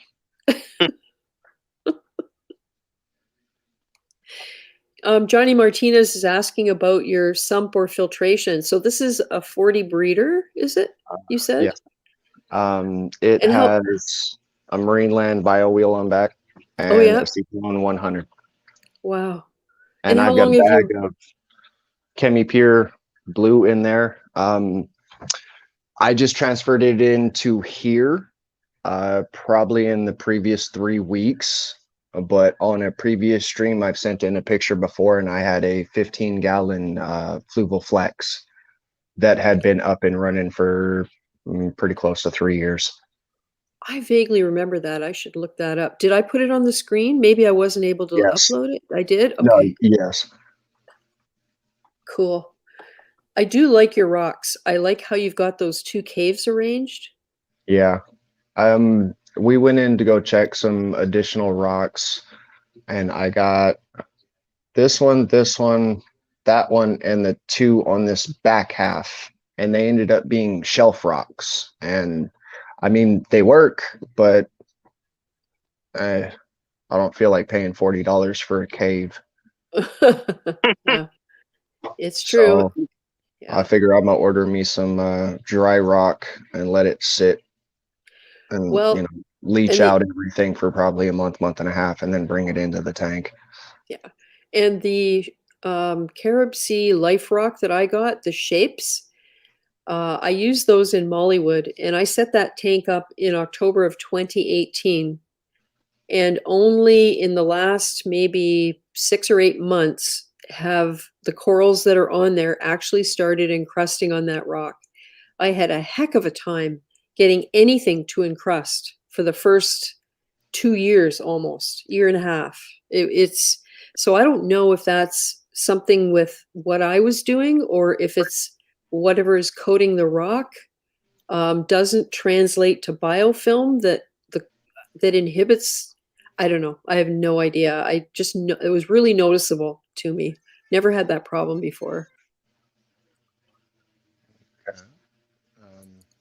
Sometimes some of the algaes, I like a tang may not pick it off, but you know, like the little lawnmower blennies, it gets to a point to where some of them sometimes it just won't let the corals grow. I've had a couple chalices that were that exact way. Like I put them in the tank and in previous systems and had them on, you know, I tried to transfer them to rock, and other than grow on themselves, they would not grow. That's a good point, you know, because blennies can really be irritating to coral. Yeah. Well, it's like this one. I mean, like I said, he's a little fat booger, put it that way. What? Oh man, look at that. Holy smokes. All belly. He's And resting on his belly, not even hey, on his fins. and that is what he has done for the, hold on, let me get the lights. Let me turn the blues off so that way you guys can see. Hey, Dawn Davis Jew. Yeah, I like the rock, but I won't probably use it again. He, Wow. where is it?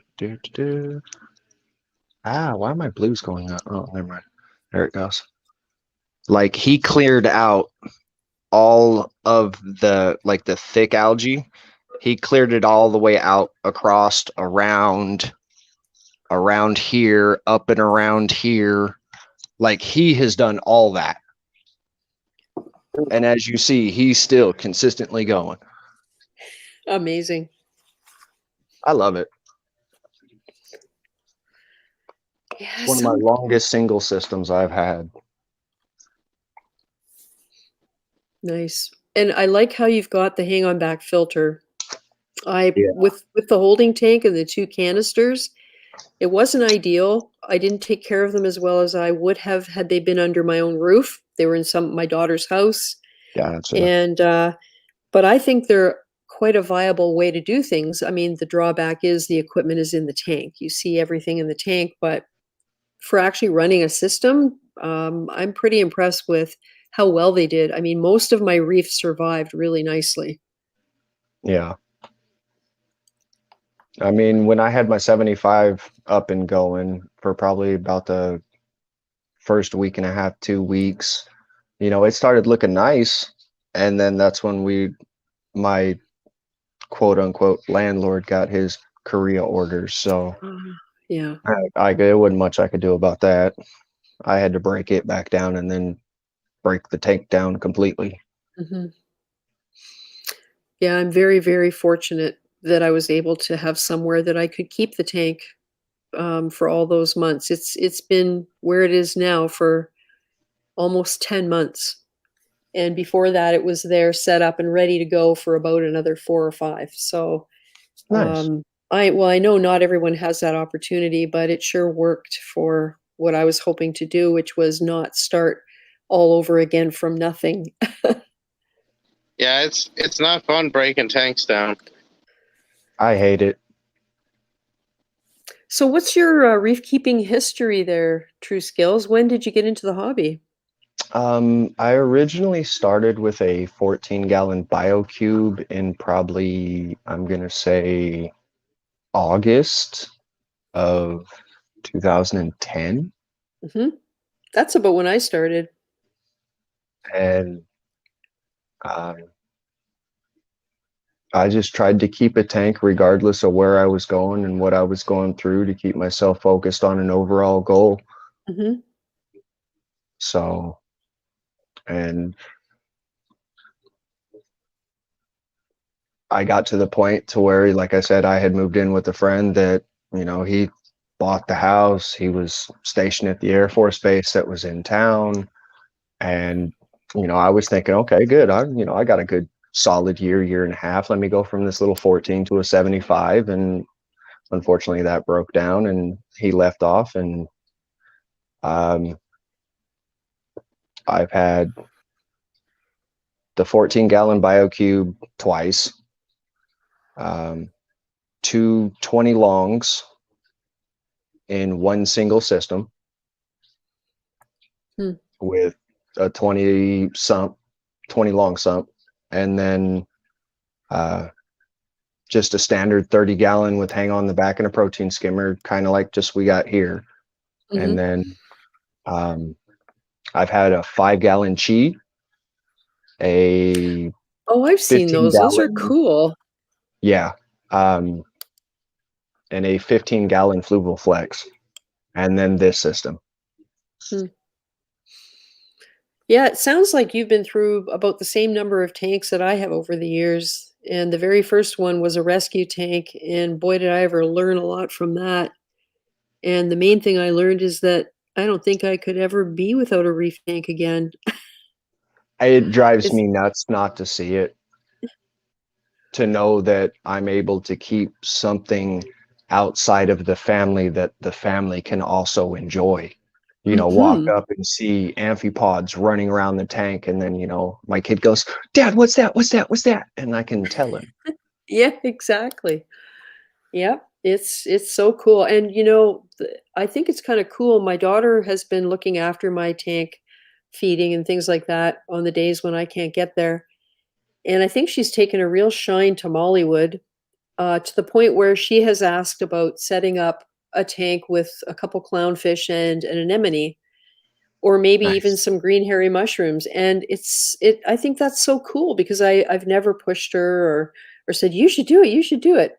But I think she's really enjoyed having the fish tanks there. And although I'm sure they'll enjoy getting that space back in their house, um, I'm I'm kind of pleased that she's interested. And so I have a 10-gallon bow front, and I have all the Nice. filters and everything you need, and it's got a lid, and so I'm thinking that that might be a great way to start with just one beautiful little piece of rock, some green hairy mushrooms, of which I have plenty, and I have no intention of letting them into a display tank ever again because they kill everything they touch and they move all over the place. But for clownfish on a beautiful little piece of rock, I think that could be really nice. Just 10 gallons just to sort of, get started. And Like a so mini that, anemone tank. yeah, yeah, exactly. Like a nano tank. And the bow front is really cool. I've had this for, oh, since before I started with a reef. And I've always been really careful with my stuff. I put it away clean as much as I can, just try and make it last as long as possible, I guess. I'm not careless with things, and, so I feel quite confident that it's not it's not gonna fall apart, but yeah.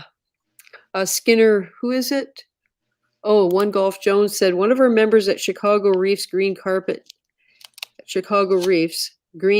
Nem ate a $200 dinner with his juvenile storm clowns last week." Oh, man, that's awful.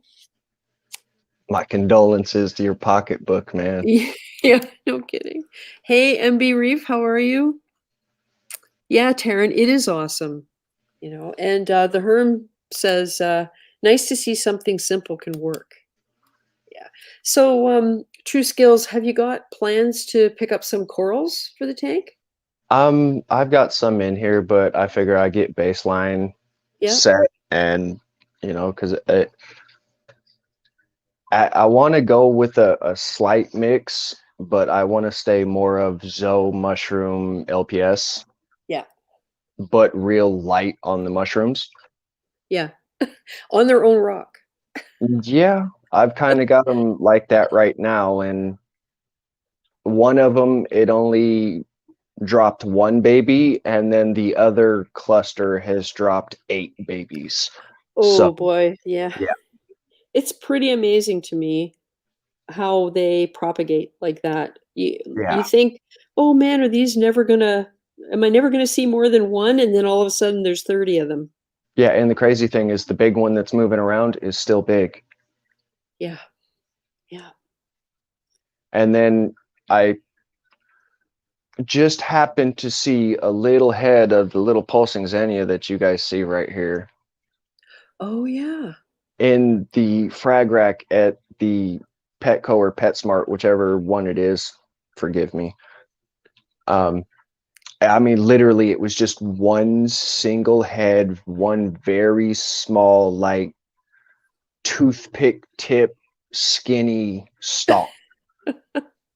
And inside of 30 minutes or not 30 minutes, about 60 days.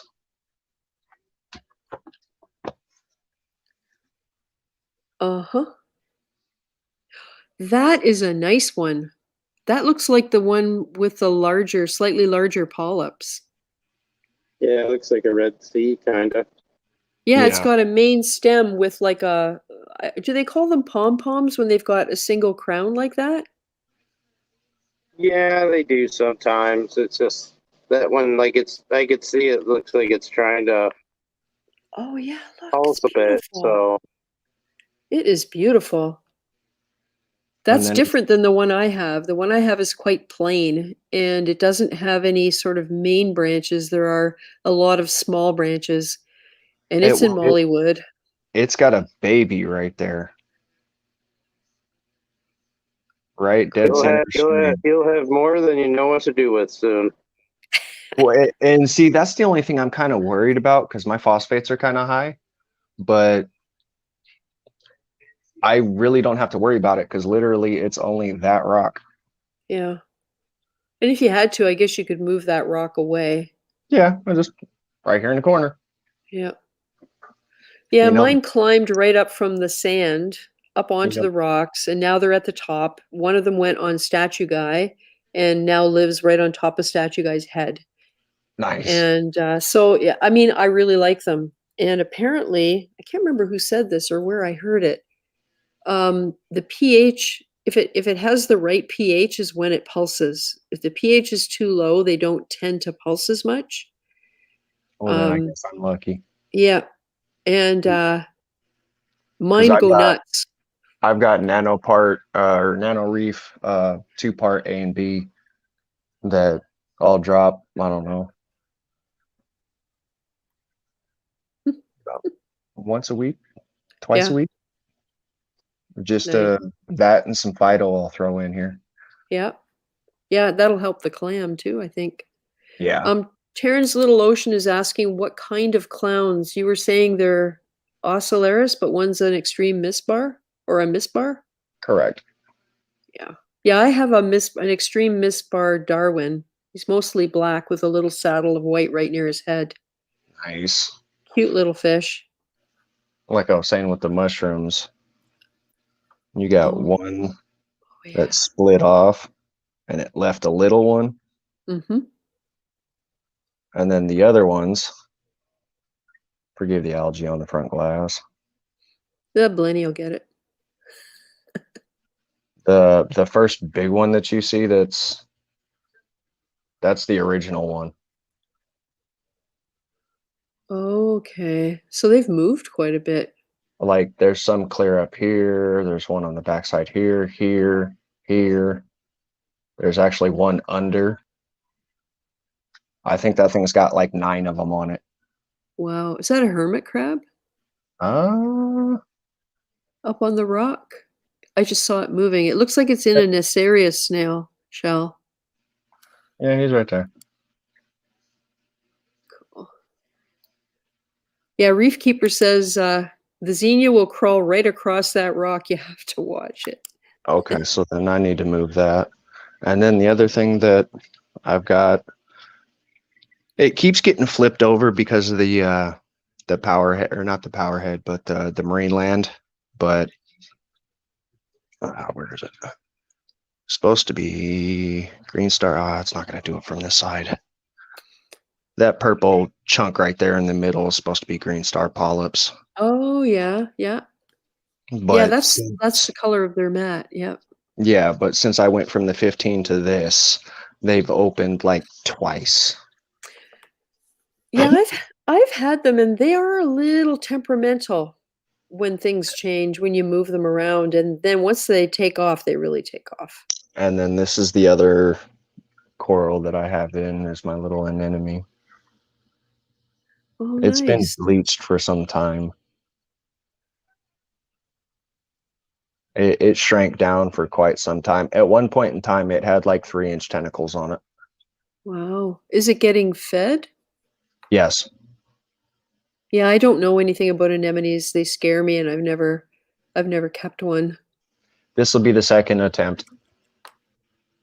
I've tried a bubble tip anemone in my the 220 longs that I had in the single system, and I put it in the tank, it moved to one spot, and then about a week later my tank went kaput. Oh, really? Yeah, when it died, it tanked the tank, and it crashed the entire system. Oh boy. There's some comments in the chat here. Marcus Aurelius 187, maybe put something near it. He means the xenia, I think, that will sting it to keep it in place. Yeah, I that didn't would even work. think about that. Mushrooms will sting it. Mushrooms will try and walk all over it. Taryn Yeah, says your fish are cute. Sorry. thank you. The only thing you got to worry about by having it sting is you're going to have to completely encircle it. True. Yeah. The Herm is asking if you're dosing any iodine, or I guess maybe even doing water changes with supply. It, I'm actually due for a water change in the next couple days. I was going to start the mix up in the little tub down here mhm. for a water change in the next 2 days. Other than water changes, I mean, I put in a little Fido or a Phytoplex. Nano Reef Part A and Part B, and I just got some liquid calcium after I got the clam today. So And I assume you test your parameters because you know what they are and what needs to be brought correct. in line. Yeah. I need to get a little more frequent on my testing, but in all my time of dealing with reef tanks, I go off of the corals. If they start closing, I mean, I'll start going in and testing for additional stuff. Yeah. Then other than, your standard nitrate, phosphate. Yeah. And I'll go in and start checking anything. I mean, my true indicator in the tank right now is my shrimp. Yeah, so you must have enough iodine if your shrimp is molting that frequently. Yeah. So that's probably being supplied in the right quantity by your water changes that you do. Because the thing about iodine that I learned really early on is that the hobbyist level test kits aren't sensitive enough to Yeah, detect they don't. iodine. So you think They're it's not going to zero. pick anything up. No, so you really have to do an ICP to get an accurate reading or semi-accurate to whatever degree it can be. So when Correct. it's zero on your test, you go, oh my God, it's zero. Everything's going to die. So you start dosing it when in fact you don't really need to. Yeah. You know? And that one dose, you could literally, spread that single dose out over 6 months. Exactly. Yeah. So I've usually tried to do it via water changes with the holding tank because water changes were really hard. Somebody gave me some advice once and said, get Lugol solution and put 1 drop in for 100 gallons once a week. And so that's what I do. Sounds about right. Yeah. Like a single drop is enough. Cool. Yeah, I don't know what to suggest with the anemone. It looks like it's well situated in the rock. It looks like there's good flow. I mean, in the entire time it's been in that tank, it has stayed on that rock. And until I put it in this system, it was right here. And then when I put it in the system, it went from there around to that side. But it stayed on that rock since I've had the anemone. Interesting. The Herm also said, oh, we've got a couple comments about. Marcus Aurelius says anemones can be finicky. Too much feeding or not enough can make them like that. And the Herm says high phosphates can hide iodine levels from proper testing. Yeah, unfortunately, phosphates has that problem with a lot of things. Yeah.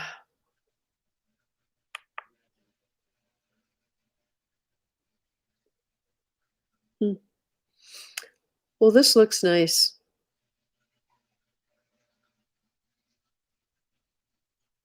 And what about fish? Are you think you've got your Blenny, the Coral Beauty Angel, and 2 clownfish, and the Three bang guys. Bangais now? Yeah. Yeah. Those Um, those are cool fish. Here shortly, I need to do a little cleanup crew pack Mm, because I'm down to 3 hermits and a black-footed trocus. yeah. So I'm probably gonna have to get possibly 3, maybe 4 Nasarius snails, Mhm. and probably I don't know 1 or 2 neorites, and I should be good. I like conch snails, fighting conchs. They do a really good job keeping the sand turned over, and I've always had them. Hmm, I might look into that one. I never thought of that. I always did the Nasarius because they're legitly in the sand bed tunneling around. Yes, yes. And the conchs will bury themselves periodically, and suddenly it'll be like, "Where did my snail go?" And then one day they'll just be there. Yeah. Yeah, the conchs will they do push some decent sand around when they're moving for scavenging. Yeah. My only Marcus, concern is I don't want to get too much life in here for what I've got going. Now it's just time to stock it with corals. yeah.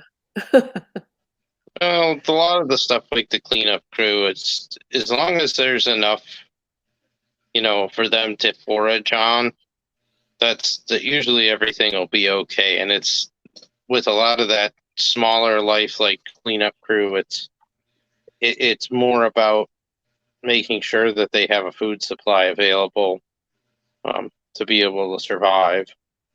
They don't add a ton of a negative bio load to the system. Gotcha. Yes, I've been known to add some crab cuisine periodically for my emeralds and hermit crabs if the sand gets too clean or the rocks. Not very often, but every once in a while I just suddenly realize that I'm seeing dead hermit crabs and I'm thinking, oh, there's just not enough for them. Yeah, That's I always like having the Nazareth snails. They were the smaller ones. They'd reproduce on their own and kind of stabilize their own numbers in time. Hmm. and see The that's what I Blackfoot, like with the neorites. yeah, they're another one. They're kind of nice in that they'll kind of control themselves and And they can get in really tight spaces too. Yep. Marcus Arliss is asking whether the clowns harass the anemone. The female, not so much. I mean, when tentacles were nice and long, she'd be literally just in it, standing there, kind of like the lawnmower when he's posted up like that. Hmm. And the anemone, no problem. Every once in a while, she'd stick her face inside the mouth. Hmm. Other than that, I mean, she'll go over and she'll look at it and she'll do her couple little body twitches. And then she just stays over there and clears the sand out from touching it.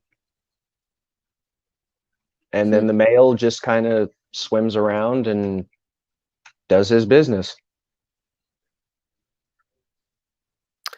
It's so puzzling. Oh, Skinner JW. Molly report. All alive so far. Hoping for the best. Good luck. Nice.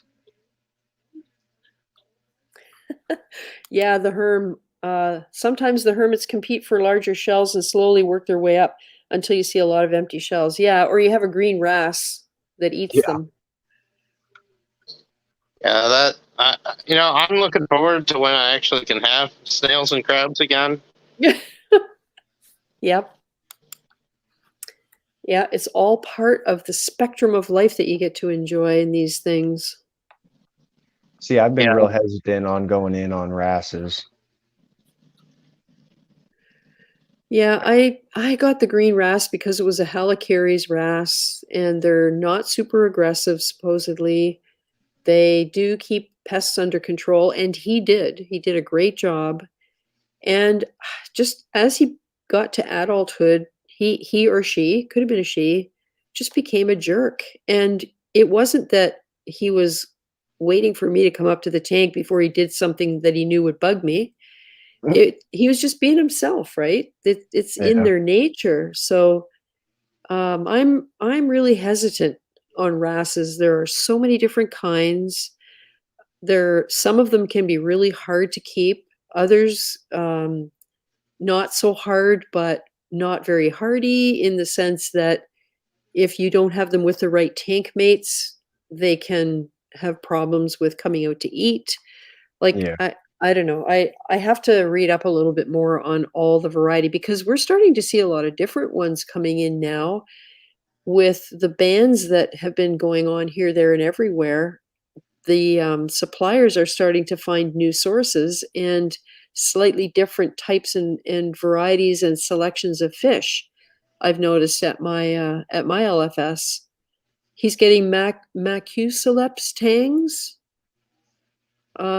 in, which all of a sudden now we're starting to see those things. Well, they get to be 16 inches long, so Oh, not wow. something I would ever. I mean, as much as I love big fish, that's a little larger than I want to go. I mean, that's the Yeah, equivalent to a fully grown blue hippo. yeah, exactly. Marcus says lighting, flow, bossy clowns, feeding all sorts of things can make them in bad shape.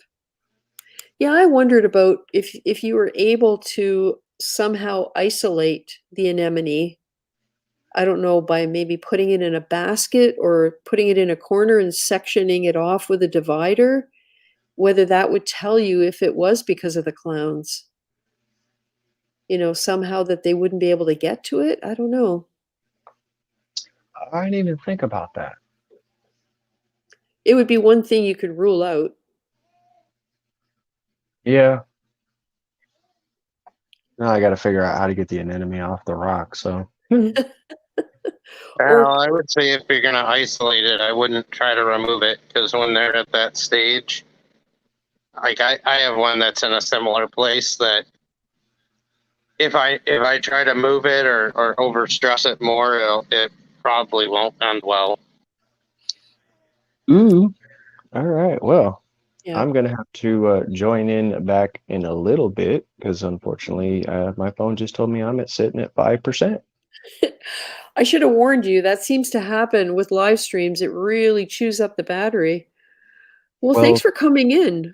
that means next time I'll preset my phone and have this thing at 100% because unfortunately, I got a nice phone, but I only have one port.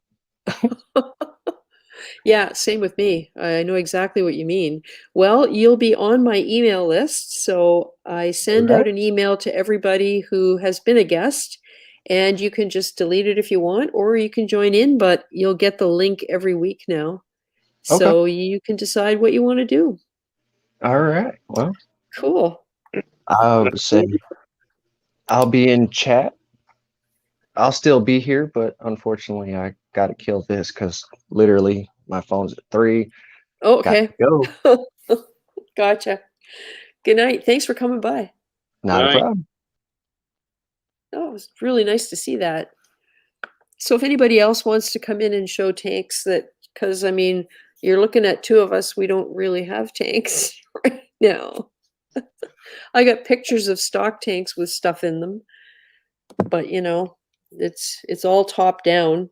I And, wonder if yeah, and mine's ugly. Mr. DKH sent a beautiful picture of his new nano tank rebuild. Look at that. Wowzers. I like the hammer corals up there.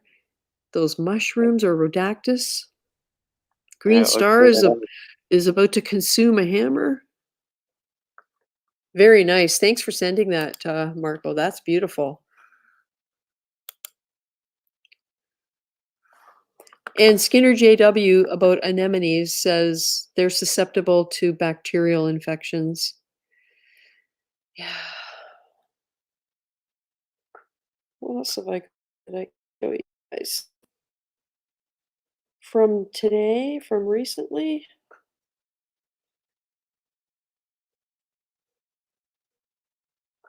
One thing I will say about the new system, the sump system, it's very easy to stop all the flow. And not like when I had my Red Sea tank, if I wanted to stop all the flow, there were a lot of things I had to shut off and do this and do that. And if I forgot to do any of them, it was just a nightmare to, like, things could happen. Things like shutting all the flow off and leaving the UV sterilizer on when I was trying to do a water change, stuff like that. Yeah, not good. But with the new setup, it's just turn off the 2 ATO things so they don't go on alarm when the water rises, and just pull out the plug of the pump, and that's it. Because everything else settles down. Then I can turn off or put on feed mode a couple power heads that I have in the 2 tanks, and suddenly I have nice top-down still water. Yeah, that's my that's something that I'm gonna have to fiddle with a lot is how much water rise I have when I shut pumps off, because I haven't Right. calibrated my 700. The 400's not too bad. That'll only drop down an inch or two. For the water storage tanks, I don't have the high water mark spigot or drain line on there yet, so it will dump. Oh, right. How many gallons? Hold on. Now I gotta think about this. How far will it go? So that's 250. So each tank would probably drain down. So it'd probably drain 100 gallons off the way it sits right now on those tanks. So Oh boy. yeah, that's Yeah. a little bit more than the 265 can handle if all the tanks were to shut off and backfill. Yep. Let me share a brief little video of something the child has learned just a couple days ago. Where is it now? Okay, here we go. Oh, no, that was the wrong one. Sorry. That was True Skills tank. Hey, Pappy Reefer. Now, how did I wreck this? What did I do?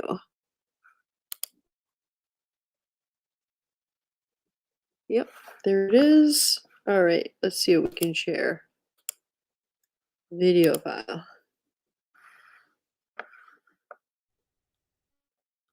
It's not showing up. Oh well. I have to wait a minute, see if it shows up. Anyway, sorry about that. I was going to show you what my grandson learned this week. They put him on a slide, and by the next day, he's actually... Do it again. He is actually climbing up and doing it all by himself. Crazy. Nice. At least it's not. He learned how to turn all the aquarium pumps off. No, not yet, but I'm sure someday that's going to happen. Yeah, for some reason it's not loading in here. Oh wait, I know why. There it is. Because it goes by the date it was made and not the date I downloaded it. Okay, here we go. So here's indulging time.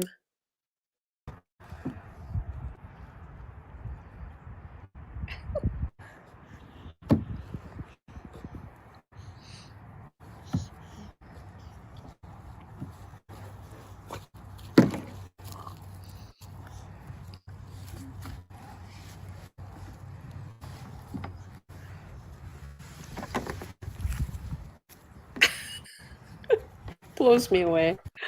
It blows my mind because for the very first time yesterday, they put him on that slide, and today he's climbing up and going down.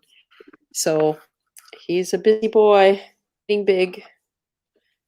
I kind of, in a way, I mean, I'm glad to have my own house now finally, but I kind of miss being part of daily life there because it was always a lot of fun to to see all the changes inside, you know, in a kid firsthand. But anyway, that's how she goes. So what's next for you, Alex? I think once I get this room cleaned out tomorrow, just a big thorough cleaning, lots of vacuuming, sweeping. Maybe I'll leave a couple 2x4s in the basement floor to try and figure out the dimensions I want for the secondary sump. Mm-hmm. And then, you know, there's a lot of little things I got to do, like even though I got the water storage tanks in, like I put in an outlet, 4 outlets for and a board so I could put the temp controller, a pump controller, and a Yep. recirculation pump in here for the heater. So it's a lot of little things, but I think I'm gonna try and take it easy a little bit once I get this room cleared out, and then deal with the skimmer this week. Hopefully that won't be more than a couple days of work, and then hopefully by next week I have everything just running. Which I gotta fire up the heating system too. I haven't done that yet. So I have been amazed at how perfectly this radiant heating system is working. I knew you'd like it. Oh man, and having that little 4-gallon water heater is just so easy. I'm so glad we didn't go with an on-demand, because the lag time in getting hot water would have been a problem. And we would have had just the no risk of heater electrical failure and cooking your whole tank or causing a fire is kind of nice. Yep. Well, and this will tell you how completely my mind has been focused on this radiant heating thing. When we were thinking about the power outage and concerned about temperature, my thinking was the 4 gallons in the tank would get us through the 5 hours, because of course it would be warm at the start. As the temperature dropped in the shallow 50, which is where the sensors are, the circulating pump would come on and circulate that water. So gradually over the course of time, it would all cool down until the water that was circulating through the water heater would be the same temperature as what was in the tank. Like, that's what I figured. And I was okay with that. Didn't even occur to me that we could have just plugged a regular 500-watt heater, a titanium, and thrown it in there. And that would have done the job. That would have kept it where it needed to be on 265 gallons. I could have plugged it into the Inkbird and had it working during the power outage. But it didn't even occur to me to put an actual aquarium heater in there. It's just, you know. It's funny how you get there. Like I only have, I have a Jaeger in the temp tank, and then I have a 500-watt titanium I use for heating 5 gallons of water at a time for water changes, which like that was not very fun for today with my water tank. It took forever to make 20 gallons of water. Oh, hey, Skinner JW. If you send me an email at reefgrrl@gmail.com, I will put you and just ask for the link. It's different every week. So I'll put you on the list so that you will get the email every week. And then whenever you feel like you might want to try it, you'll be on that list. And like I said, you can delete it or you can come on in. It is very easy. I think a lot of people will. The biggest problem people seem to have is being able to flip their camera on their phone from forward, like from back towards them, around to face the tank.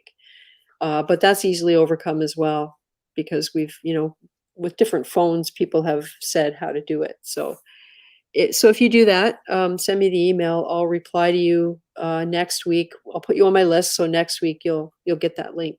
So that's great. Don't be scared. I won't ask you a hard troll question, I promise. And I'll dig out my glasses, maybe see if I can find a couple different ones. Maybe the ones that have the big dollar signs. Those are cool. Johnny Martinez. Hey, Fishy Snowman. Just stopping by to say hello. Hello.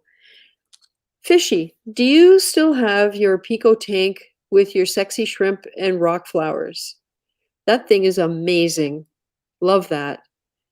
I'm just curious because it's probably been, I want to say, a year since I've seen anything of it. I remember that tank. Yep, yep. It's a stunner, and when you look at it and then realize it's only like this big, well, maybe a little bigger. It's 5 gallons. It's crazy. I've seen I a couple rock flower tanks that have been really making me want to go, maybe I should try to get some of those at some point. Yep. Skinner JW, of course I do. Thank you. He says, you have my email, LOL. Yeah, sorry. I'll put you on that list. I sold that tank just 1 month ago. Oh, okay. All right. Because you've got, is it Paludarium now, or am I thinking of Phil? Or Vivarium with frogs and stuff like that? Yeah. Sorry, Skinner JW. Brain fart. Marcus Aurelus, you could upgrade your membranes and booster pump. I did that. Actually get close to 400 gallons a day. The 1/4-inch pipe can take 9 gallons per minute. Wow. Yeah, that's gonna be something I do when I gotta swap my membranes out, put some bigger ones in. Yep. Well, we're still going with the same system that we had for the Red Sea tank. And I'll tell you, just having the 125 gallons of roadie water stored makes a huge difference, because the most I can really make in salt water is around 100 in 2 separate tanks, 50 each. And so far, it's worked really well because, of course, it's on a float switch. So when I fill up the ATO, oh, by the way, we use roughly, on the 265 gallons that are in the sump right now, we use roughly 3 gallons a day of top up water. And I think that's because I have so much surface agitation in the 150 and in the 100, and also in the return one. The water in there is really roiling. That's where I've got some rocks curing right now in the dark. So I'm sure that contributes a lot to it. We've still managed to maintain the humidity down there at around 43%. My husband checked with the moisture meter. He's got a log that he keeps, and the highest it's been is 8% in the wood that's directly above the tanks. And I don't know what it is on the other part. I don't know when the last time was he tested that, but so we're just hoping that with the summer coming, that it doesn't creep much higher than that, because apparently that's the top of the range where it should be before you start, well, before we have to do something else, like add another fan, an exhaust fan. You could always put plastic on the ceiling. We could. You know what's funny? I said that to my husband. I said, well, like, ultimately, if we really had to, it's not a huge area, and it isn't. It's 12 by 12, maybe. I said we could put plastic up on the ceiling, and he just looked at me and he said, I'm not putting plastic on the ceiling. So I don't Just know. say I learned it from a guy named Dexter. Yeah, exactly. Oh man, that's hilarious. Yeah, it's I look at how much I have of it up here, and I'm just like, this is a lot of plastic. I mean, it just looks. It looks kind of sketchy, Alex. It really does. It does. But you know what? It's the fish room, though, so. Yeah, and you know where every seam is, and you've got all of the seams taped where they need to be, and it serves a purpose. And Yeah. and seriously, from your last system, you would have learned the benefit of it with what you've got going on. What I've got going on is confined pretty well to just those 4 tanks. And once I get everything up in the new tank, I can put lids on 3 of them because I won't need light. So, right now I need light on 2 of them. I need flow on 2 of them. So for sure. And then the third one has the rocks in, so I got the flow. So that's all temporary. Yeah, So we'll that's see. yeah. What I'm gonna do, that'll be something that'll be kind of interesting as I get the display tank running, is if I'm going to do any kind of partial lids Yeah. on the reef tank or full lids on the fish only tank, just to keep that humidity down, because it's going to be a huge amount of surface area. Yeah. And really, for the big fish, there's not a benefit unless I start putting high power coral lights on it one day. Yeah. So Yeah, it's when you need light, it's harder, I think. And I'm going to be doing the video. I keep saying I have 3 videos in process of being edited about the process of building the thing, right? And the one I want to do next, finish next, is about the ATO system.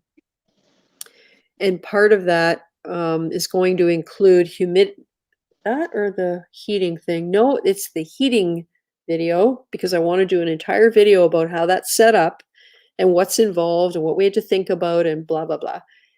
And that one's going to include the lids on the tank, what we bought to make them. My husband made them, and why they work so well. And we incorporated something you talked about, which was the tenting thing. So the way they're made, they're designed to sit in the tanks on a tilt. And all around the edge is that stuff that you use to wrap around copper pipe, the gray foam. And because it has that self-stick stuff on the inside, he just peeled like little pieces of one side off and stuck that on the outside of the lid. So the inside, that adhesive is covered by the tape. So hopefully it won't cause any kind of leaching. Who knows, right? But they're designed to fit on a tilt.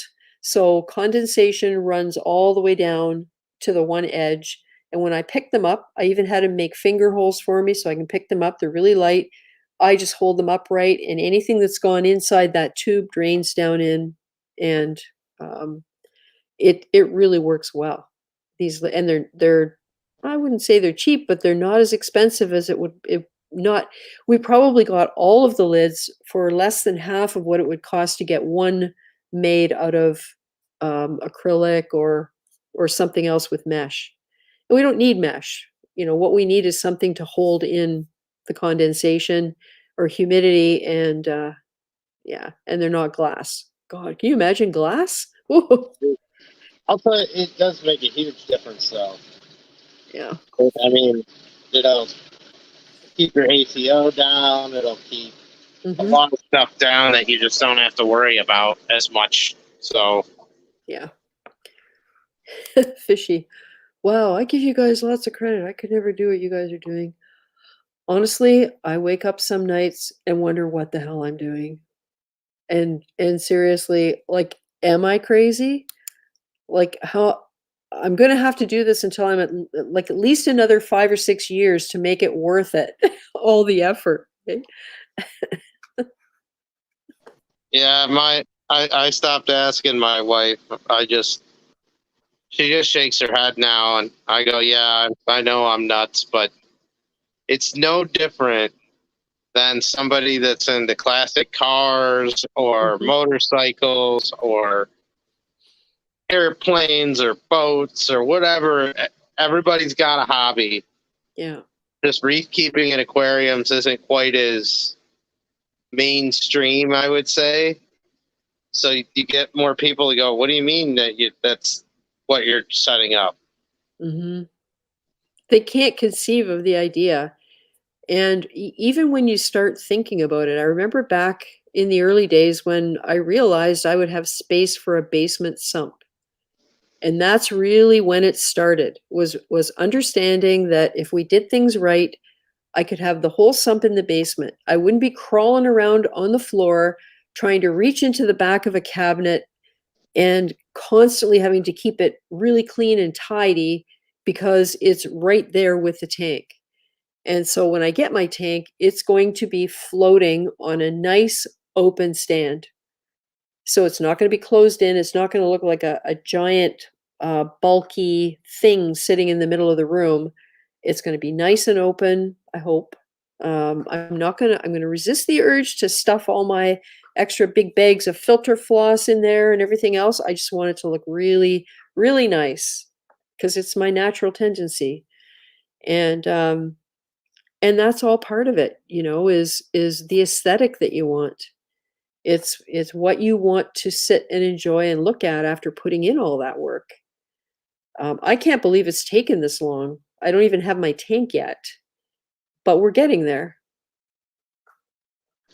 I know the feeling. I've been looking at everything I've been doing and just been like, yeah, I still don't have any fish in this thing yet. So It's so hard because it seems like the fish stores, this is the time of year when they get uh, a lot of their stuff. And yeah, I'm looking at it going, yeah, I could buy 10 damsels, Springer eye damsels, and put them in my 100 stock tank with the corals that are there, because they'd be easy to catch in that tank. I can't put anything else in the 150. It's going to be too hard to catch to get it out. I don't know how I'm going to get the Tomini tang out of there. It's going to be tricky.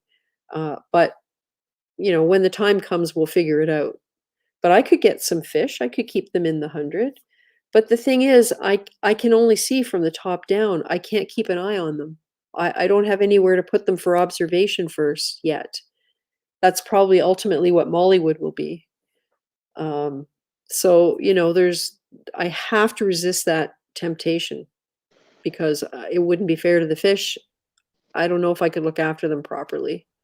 yeah, that's probably the one good thing about not being coral shows and Mm-hmm. not Yes. having a need to go to the fish store right now is that Yep. I would be struggling right now. Like, oh, that's a cool. I can get that coral. It'll be okay. And it's like, no, no, no. Don't buy Yeah. anything online. Just wait. I'm looking at. I'm like, I'm about a month or less away Mm-hmm. from moving everybody over. And when I have that done, then I can go ahead. I could start getting a few basics. Mm-hmm.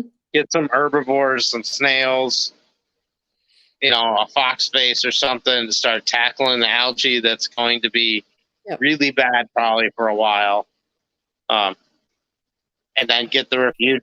We can go and do whatever it wants in the refugium. I won't care about it there, but Yeah.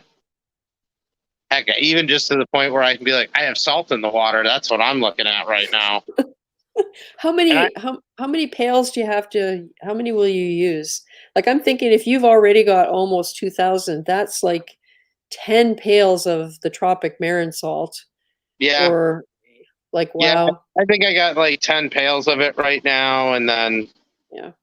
I got 4, which is enough yeah, to get me through I'm till I have my tank. and I'm sure some folks might be going like, "How'd you get that? It's hard to get right now." And well, I've been stockpiling it for months. Mhm. As soon as you see it, grab it. Well, my LFS gets Tropic Marin, so I'll just talk to him, and he'll like the last time he came to my house with the glass, he brought a little extra with him, Yeah. and the last of my store credit from selling all my corals and fish to him when I moved will be for salt. So It all works out in the end. Yeah, Marcus is saying, we're in it because we love it. Well said, Alex. I'd rather spend 10K on a setup than some old car. And back here, he did say about you'd be surprised how much humidity damages things over time. Yeah, no, I wouldn't.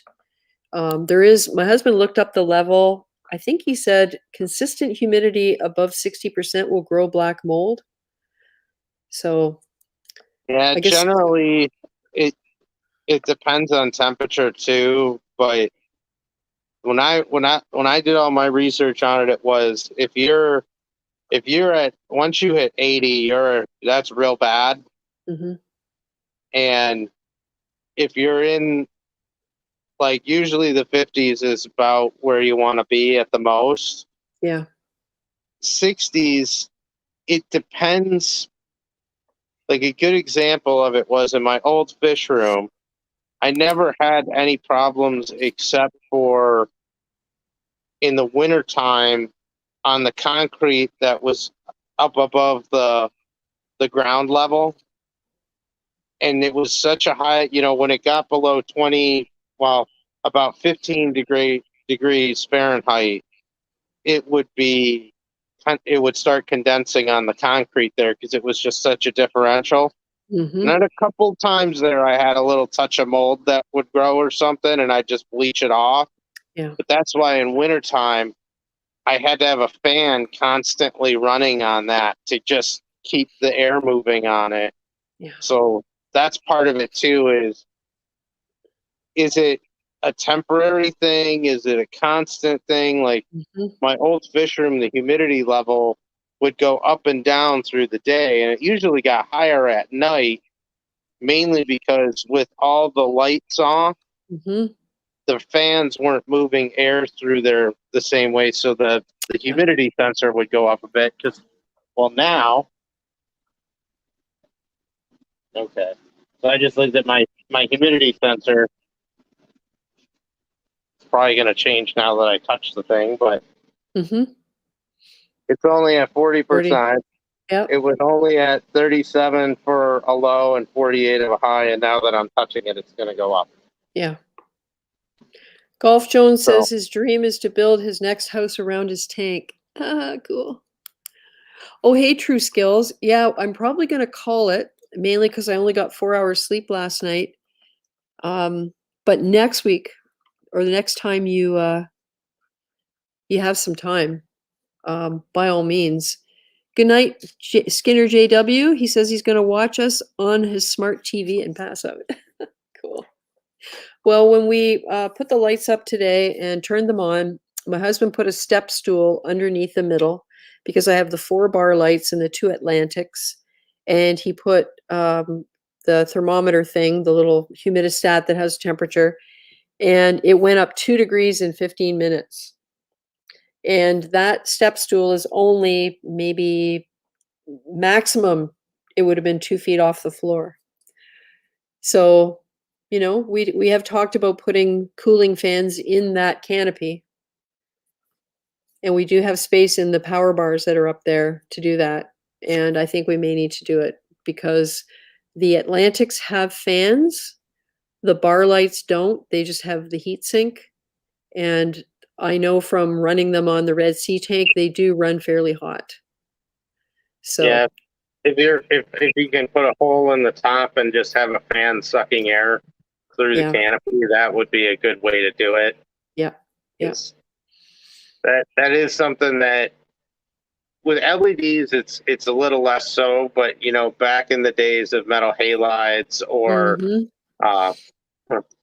if I go way back, the short time of power compacts, those things used to get pretty Oh, red yeah. hot too.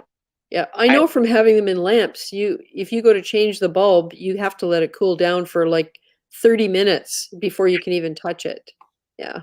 Yeah, those back in the day of JBJ power compacts, those things used to be. You used to see a lot of them that were burned up pretty bad because they had no No cooling vent, on them. no ventilation. I actually, the very first setup I did with one on my first bigger tank, they didn't have cooling fans. I actually pulled the sides off of them, and I got, at the time, Ice Cap made temperature controlled fans. Mhm. And I had one pushing and one pulling with the temp sensors like jammed in by the ballast to try and keep them cool. Oh my God. Well, here, I'll show you. The thing is, the lights themselves are below the canopy. It's not really a canopy. It was never intended to be that.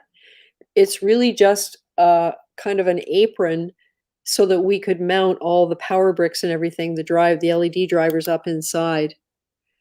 So you can see the lights hang down quite a lot below there. It's at least 4 inches. So if we mount a couple of fans, we're thinking at the front to push the air back because the overflow's at the back. That should push the heat along pretty nicely, but I don't know. I don't know what we'll do. Yeah, I mean, it doesn't. I mean, I always find that it's a little easier to just kind of pull air out of someplace and suck the air out as opposed to trying to push it in. It'll Right. just be a little more uniform. Hmm. So, yeah, I mean, but I get what you don't want the heat to build up in that apron, correct? No, So, exactly. yeah, And it's open at the back. It doesn't go across the back. It goes down the sides to within maybe 6 inches of the wall. I don't know if you can see it. I should put that picture up again. But you can see those two columns Mhm. coming down. Well, that's for wire management. And the two dark lines that go across, that represents the top of the tank. So what you see there will all be behind the tank. And then there's it's green tape actually. On the right-hand side, there's a dark line that goes across about a foot below the end of that right-hand column. And that's the top of the doors that are going to be back there that are going to open up like little cabinets with the controllers for the Okay. gyres and a couple other things on there. And that's where we're thinking of putting any kind of a temperature controller for fans up there. Yeah, that That's would work. that would probably be a good spot for it. So that when you look at it, of course, when the tank is there, you'll just see the tank. And there's going to be something decorative on the wall behind the tank between those two columns. Um, we're going to tidy up the wires. I don't know, short of wrapping all those black cords in something white, I don't know that we can hide them. It's just going to be one of those things that I'm going to have to live with, and we'll just make it as tidy as possible. Like this. Well, once you get the tank going and stuff, Yeah. nobody misses that. No. And Right. when you're looking at when the lights are on, uh even if you look at the lights, it's going to be a little bit hard to see past them and see all that stuff up there. So yeah.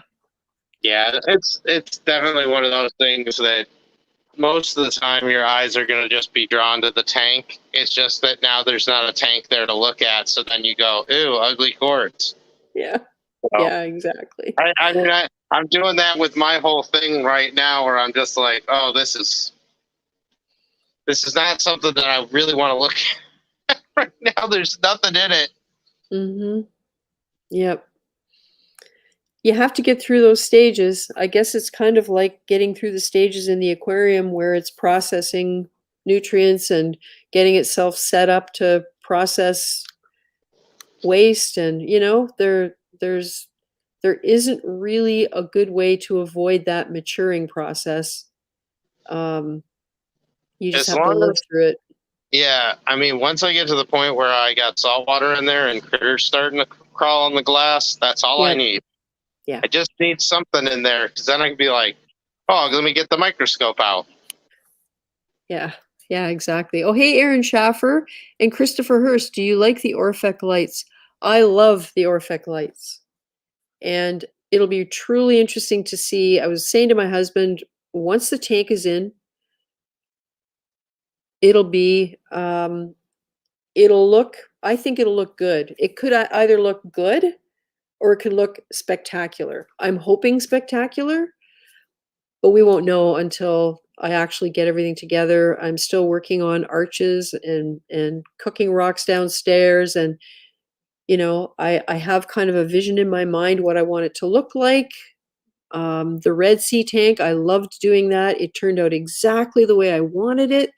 There was swimming room for the fish. There were rock holes in the rocks for them to go in and out. It functioned exactly the way I wanted it to. So I'm hoping I can get the new one to do the same thing. Lots of territories for fish, spaces for big fish, um, lots of like display pedestals for certain types of corals. I want a lot of encrusting corals and have large areas of color. So it's, oh, I got kind of get goosebumps thinking about it, right? What I'm hoping it'll look like. You're making aquascape thoughts go through my head right now. Yep. I haven't Yep. even gotten to that thought process yet. No, and yours is going to be, of course, on a different scale altogether. I just like the idea of having, um, there's nothing natural in what I'm doing. I can't get it to look natural. So I'm going to get it to look decorative. It's going to be like a display stage for coral. And at the same time, it has to be the right environment. It has to be the right light, the right flow, all of that stuff. It has to be taken into account and then be aesthetically pleasing. And I really think that's the part of the hobby that, especially with corals, that's just so challenging, and why it's so all in sort of all consuming.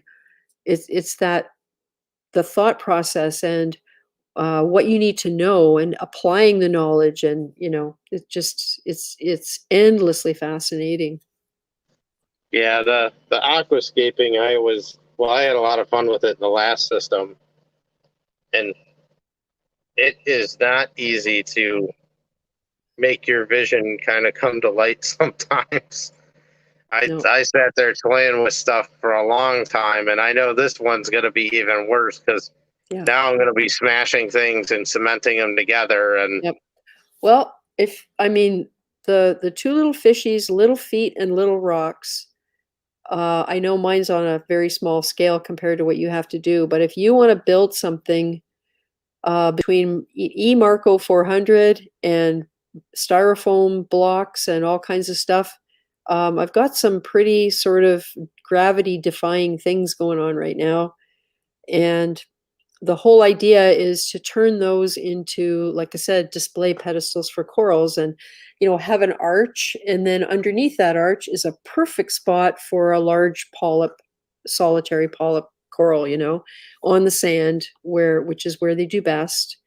Everything's going on feet, so those little feet, I'm gonna get them all out once everything's cooking. I'm gonna lay all of them out on the table, and every single pedestal that things are sitting on is going to have 4 of those things, so they can't fall over. And if I have burrowing fish, they can live underneath there without any danger of the rock collapsing or catastrophes like that. So we'll see what happens. What else have we got going? Hey, Dromedy. Yeah, and it's true, Christopher Hurst. Once your corals grow in, the aquascape disappears to some extent. It's true. And that's where the talk of negative space aquascaping is interesting, because I don't know how you fill in those big spaces, or whether the idea is you don't want to. I love the lush wall-to-wall look, but it doesn't. Yeah, but it doesn't always have to be like that. Yeah, I mean, I don't know. yeah, I guess I always kind of looked at it like, ideally, the way that I would like to do more of a negative space is that you are kind of making points that are sticking out of the rocks for colonies to go on, and giving them the space to grow out. But then you still have empty space behind them for fish, but more importantly for flow to go through. Yeah, it's true. Yeah, and that's where the rock wall sort of isn't as flow friendly as some of these more open structures. So we'll see. Reefing with O just popped in. Anyone using the hydros? Yeah, I didn't hear exactly that. I know a guy named Reefing with O that has one. Well, as much as, okay, 15 more minutes, we're going to talk to O about the hydros. I want to hear how it's going. Hey, Seymour. Hey, how you doing? Good. How are you? I'm good. Sorry I can't be on camera. I'm just in the middle of working on the tank. Okay. I thought it was going to be something Is personal, it, like is you only it, had your jammies on. Well, that too. is it a good working on the tank, or is it a I'm having a bad time working on the tank? It's a so, uh You didn't drop your hydros in the sump, did you? no, absolutely not. But it's rated IP65, so So never mind. That no, doesn't mean you should test it, though. no. Funny enough, I've gone fully hydros, but my Trident was giving me issues right before I pulled my Apex off the tank last week. So before I kind of sell it to someone, I kind of need to get it repaired. So I'm in the process of setting it up, because in order to open a ticket with Neptune, it seems like it needs to be live on your system, because I had put it in the box, disconnected it, shut it down, but it seems like to get it repaired. I thought I was going to just mail it to them and just get it fixed, but it looks like you have to have it up and running. So I set up the head unit and set up the Trident to at least have them log into it, see what's wrong. I'm in shock that you're selling your Apex. Oh, see, if you know me, I'm the rip the Band-Aid kind of guy. I'm not a, hey, Yeah. let's see. That's So right. last weekend I ripped the Band-Aid off. Hey, bots28. Hello, I just did a negative space aquascape and I can never go back to just stacking rocks. So there you go. So, I think on Instagram, you've had some stuff about the hydros, how much you like it. I am liking it a lot now.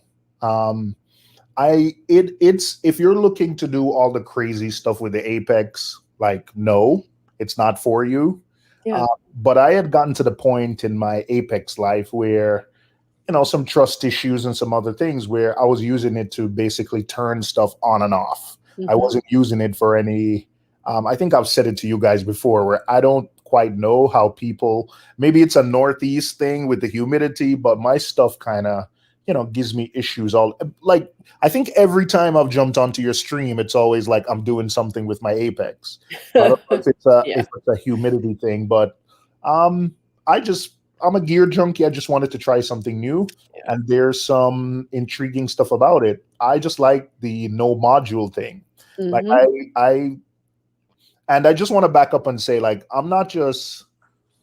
I've had the mini one from day one, and I've been running it on my nano tank for about 5 or 6 months. So I'm not just, hey, yanking it off. I did kind of dip my toes in a little bit. So I don't want anyone to think I'm crazy. I'm not that. The Hydros, you mean? The Hydros 2? The smaller one? Yep. There is a Hydros Control 2, and there's a Hydros Control 4. Yeah. So the Control 2 just gives you 2 ports, 2 things. Let me know if I'm getting too technical and too crazy. No, this is interesting because I caught one of Greg Carroll's live streams where he talked about controllers. And the interesting thing about that for me was that by the end of that live stream, I knew I didn't want a controller. What I want is something that does testing. That's what I want. I see. Yeah. Okay.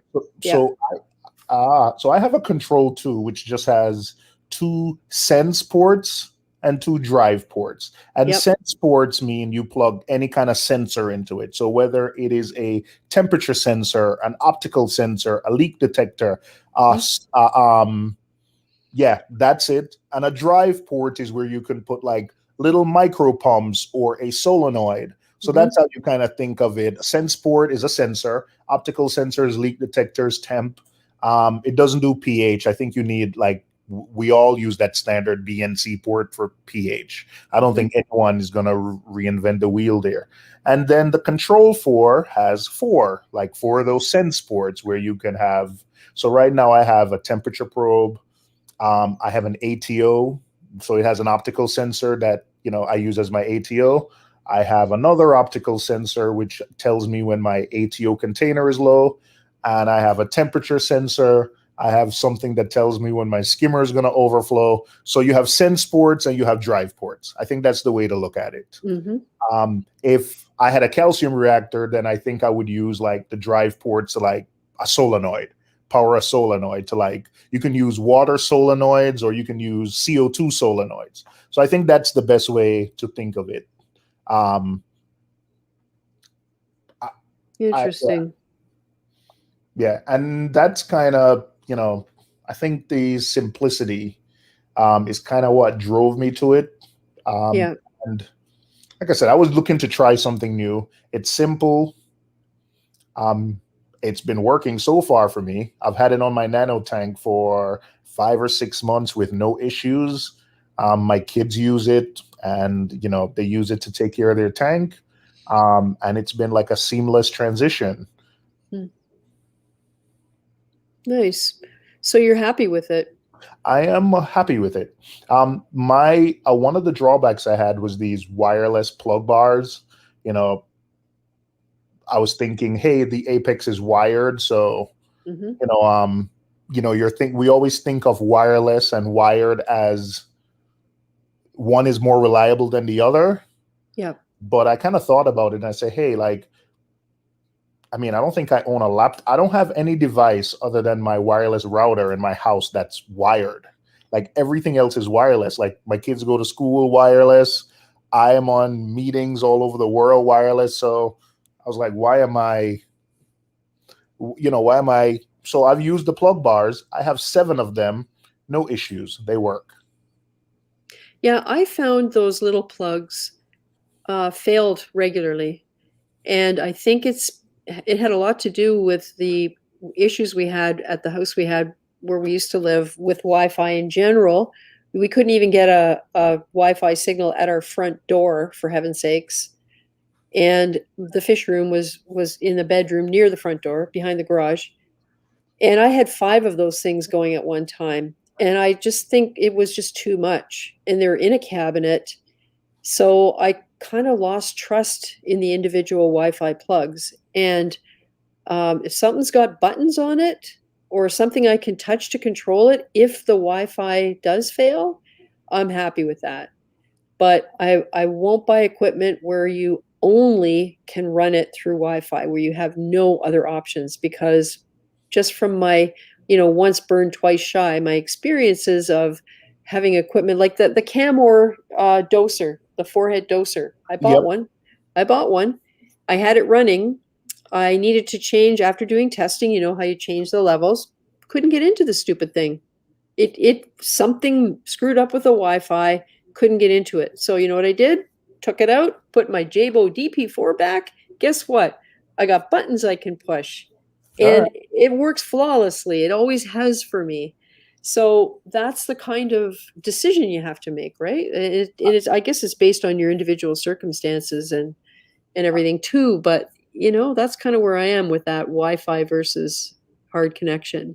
Could it be, so I'm in a, smaller apartment. So let me back up a little bit. If it's the white Camor X4 doser? No, this is the blue and white one with 4 heads on it. Okay. Yeah. All right. So what I've found is I never use the router these might not be the same issues that affect you. So I'm in an apartment, which is probably way less coverage than your house. I also have a repeater because I do notice that, hey, when I'm cooking or using the microwave or certain things, the signal will drop if you don't have a repeater to get it to the other end of the apartment. Mm-hmm. I never use the Wi-Fi router that the cable company supplies to me because those are just have a bad rep, and I've seen it firsthand. And you've got the tech savvy to handle that. We'd have to hire somebody to come in and do that for us, like Geek Squad or something like that. And I just don't have enough confidence that I could get it set up properly, because who knew the SSID was actually just my network name? Why can't they say your network name? Why do they have to say SSID? You know what I mean? That's the kind of stuff that completely gets me derailed, because I don't know what they're asking me. No, I understand your rant because my cable company is Cablevision, and you wouldn't believe the hoops I had to jump through to get them to just give me a cable modem. Like they insisted on giving me the built-in Wi-Fi. Like, hey, it's great, and I'm like, no, no, no, no, I want it. And they just kept sending the same thing over and over. I I was gonna buy one because you're allowed to buy one and give them the, but so I think I had to go down to the center myself and Yeah. actually like pick one up because they insisted on like giving me the wireless one even though I didn't want it. And then I just buy a good one, like I have the Google Home Wi-Fi, Mhm. which is better. And before that, I had Apple, so they're not cheap. They're not Yeah. cheap solutions. But you're right. If Well, this will make you laugh. I remember when Rogers, who we have here, first came out with an upgraded modem that had a whole bunch more capabilities than the previous one, right? And this was probably in, I want to say, 2013. And I remember talking to the girl on the phone, and I said, well, I mean, why would we want to buy this thing? Because the technology changes and they get upgraded regularly. We're better off just to pay you guys $4 a month, you know, because when a new one comes out, we're going to want to switch to the new one. She actually said to me, oh no, this is top of the line, state of the art. It will never get better than this. Ron, That was their attitude. And it was all I could do to just hold my tongue and say, well, you know, so what? I still just want to rent it because just, You know, they said that about typewriters at one point too. yeah, with someone, I remember having a conversation about that with the guy who makes skimmers in Colorado, Life Reef. And this is before I knew anything about reefing. I just had a reef tank that wasn't very good. But when someone said to me, like, hey, I've been making this the same way for 20 years, and I'm like, you haven't made any changes for 20 years? He's like, no, why? It's perfect.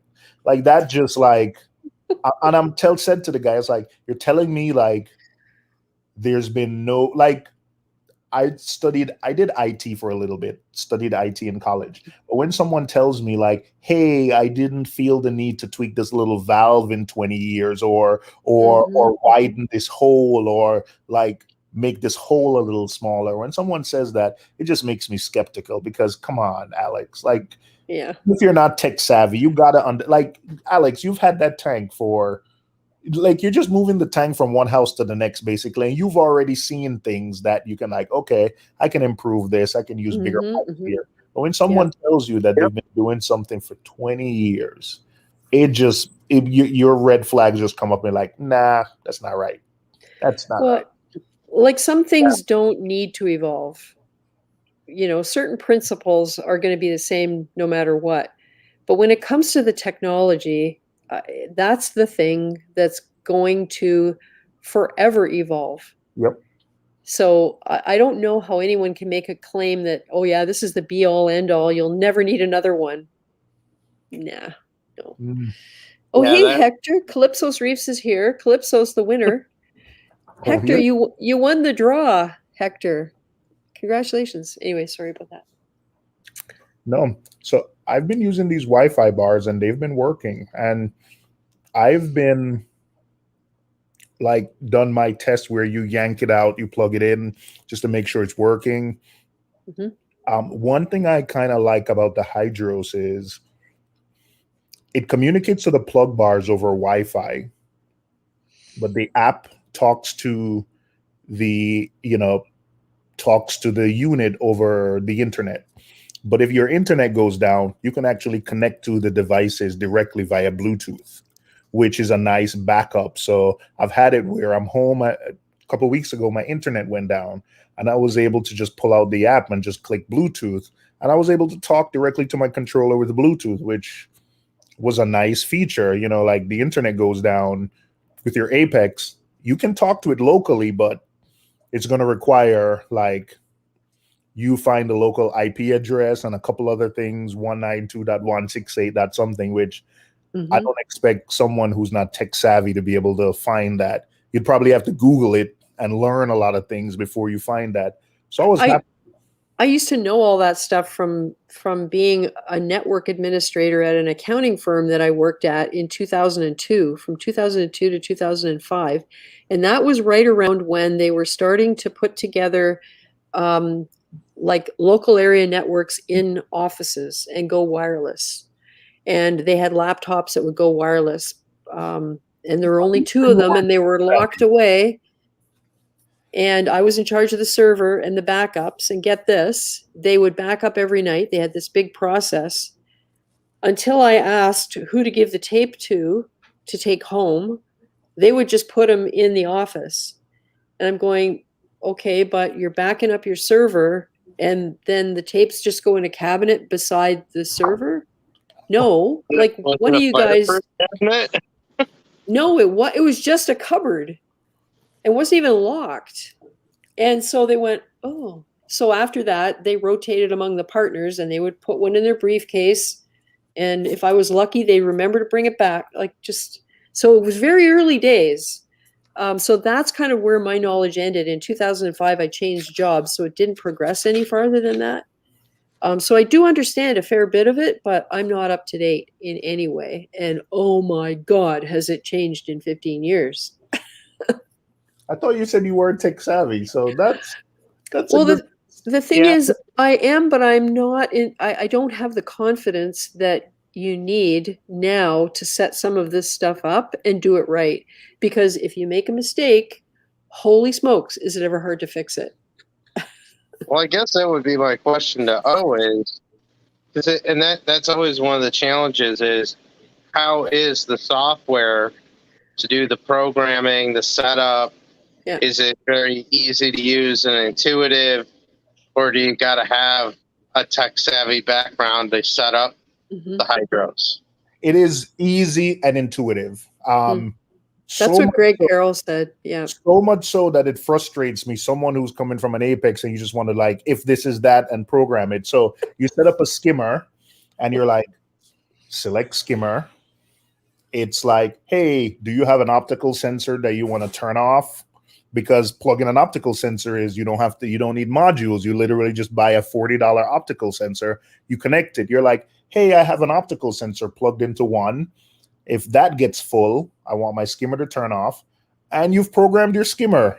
And once you tell it it's your skimmer, it'll automatically like delay your return pump, delay 5 minutes after you. So if let's say your Apex loses power, when it comes back on, it's going to leave. Your skimmer is going to stay off for 5 minutes automatically.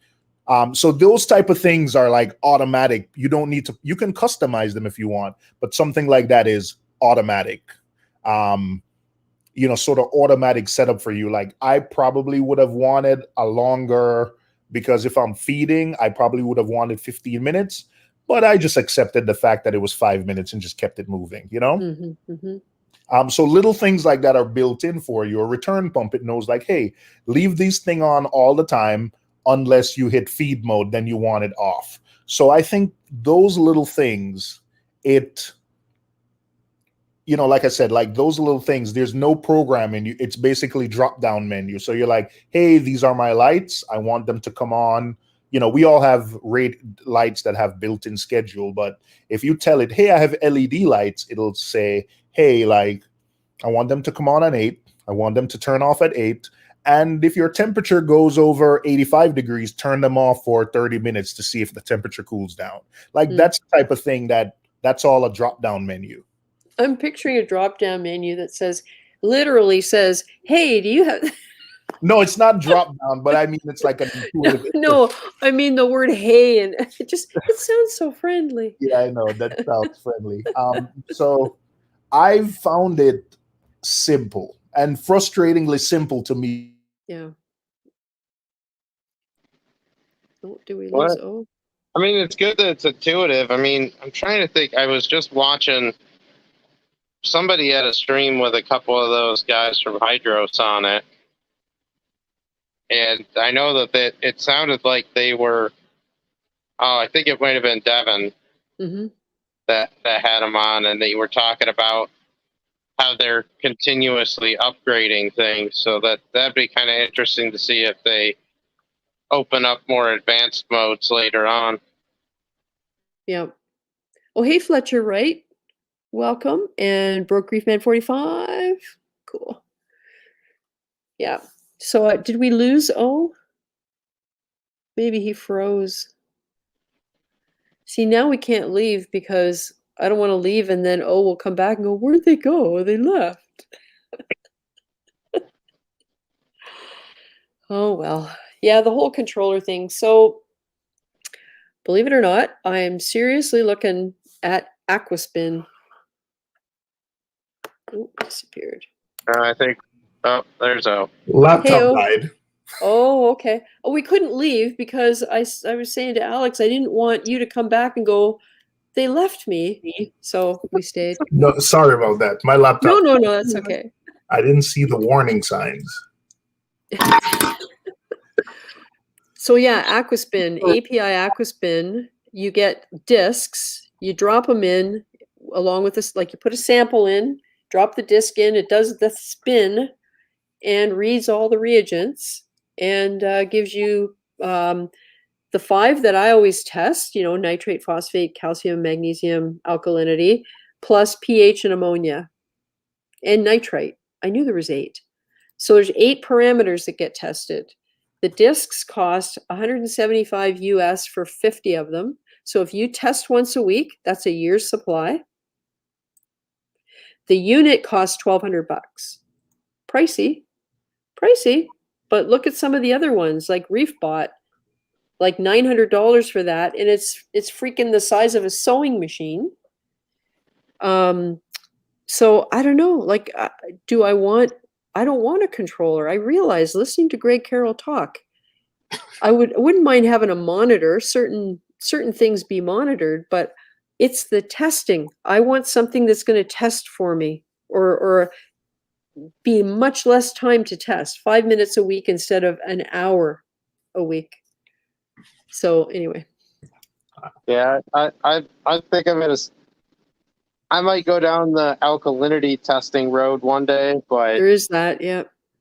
the rest of it, I mean, I'll have a pH probe, so I'll see what's going on there. But I don't know. I guess some of that stuff I just don't test that often. Yeah. My LFS has an Aquaspin, and I see people come in and Yeah. I like it. I've never, had a test purchase, but I like it. What do they charge for a test? I'm just curious. 15 or 20 bucks. You're kidding. Because, I mean, the discs are, well, although they've got it, yeah, you got to get your money back somehow for the unit. Yeah. So I don't know, like on a hobbyist level, is it an extravagance? Oh, yeah. But think of the time it would save, for one thing. The fact that you wouldn't have to overcome this reluctance to sit down with all the junk spread out all over the kitchen counter and have to get up and rinse out all the vials and all that BS. I mean, I shouldn't call it that because you have to do it in order to make sure you keep everything clean, blah, blah, blah. But it's not really an extravagance when you think that even something like the Reef bot is $900 and you still have to buy reagents, or the Trident. You have to buy reagents because you can't just test once a day. It won't let you. Like that's the reason why I would stay away from something like that. It's like, I don't need to test more than once a day. Like, why are you making me use up 4 times the reagents I need to? Oh, never mind. I know why. And then I go to buy them and they're not in stock. No, not doing it. I think you can. You know what? You just given me a good. Good night, Dramedy. Sorry. I think you can set the Trident to manual testing, but I don't know. You've just given me an idea. But what I did calculate, though, was that I know the Trident and the Alkatronic cost the same amount if you own them for about 2 years. The Alkatronic has a higher upfront cost. Yeah. But the reagents is cheap, and you only need to replace a pH probe over pH probe and just a beaker, basically, over time. While I think the Trident needs. Oh yeah, that whole other thing. Send it to the store so somebody there can take it apart and make sure it's all clean inside. Yeah, it's $600. It's more, I mean, of course it gives you calcium and magnesium, but then you have to refurbish it. And that's the cheapest it's going to get. If you could buy 6-month reagents. If you can't get 6-month reagents, like we haven't been during the pandemic a lot, then the cost goes up. Yeah. For the Alcatronic, what I've seen is you can get the reagents cheap because they're just rebranding and reselling another reagent. Also, it has a dosing pump. So if you have, let's say you're using something like carbocalcium, you can have it automatically dose alkalinity or 2-part for you. Like just one dosing pump to dose. So if you're doing something like carbocalcium, which has calcium and alkalinity, it can do both for you. But I mean, that's assuming you would trust it to do both for you, because that's where I kind of draw the line. Tell me the number, and then I'll make the decision. You know what? I'm terrible. I have a Trident, and I do exactly what you said. The Trident only tests for me. I don't understand how people have it auto dose for them. Like I manually go in. Like my Trident is independent of my dosing pumps. I go in and I manually adjust my dosing pumps every, up or down. I don't know. It's just I've become more paranoid over time. Like if you had asked me this 3 years ago, I would have been, make it automated. No, man. Like I can't do. Alex, it's showing us 100 tests for how much? Alex, when 1995. When you've gone automatic testing, like I know we're gonna sound really snobbish here. Once you've gone automatic testing, it's hard. And I'm not saying I'm busy where I can't do it. It's just I'm a gear junkie. That's what I'm gonna blame it on. I'm not gonna say I can't test. Because guess what? I took for the last week, what have I been doing? Testing alkalinity every day. So it's not that hard. It's not that hard. I'll get there one day. Yeah. It's not that hard, Alex, but I don't know. And you didn't sound snobby at all when you said it, because you would really have to be like, you don't even automatically test your alkalinity.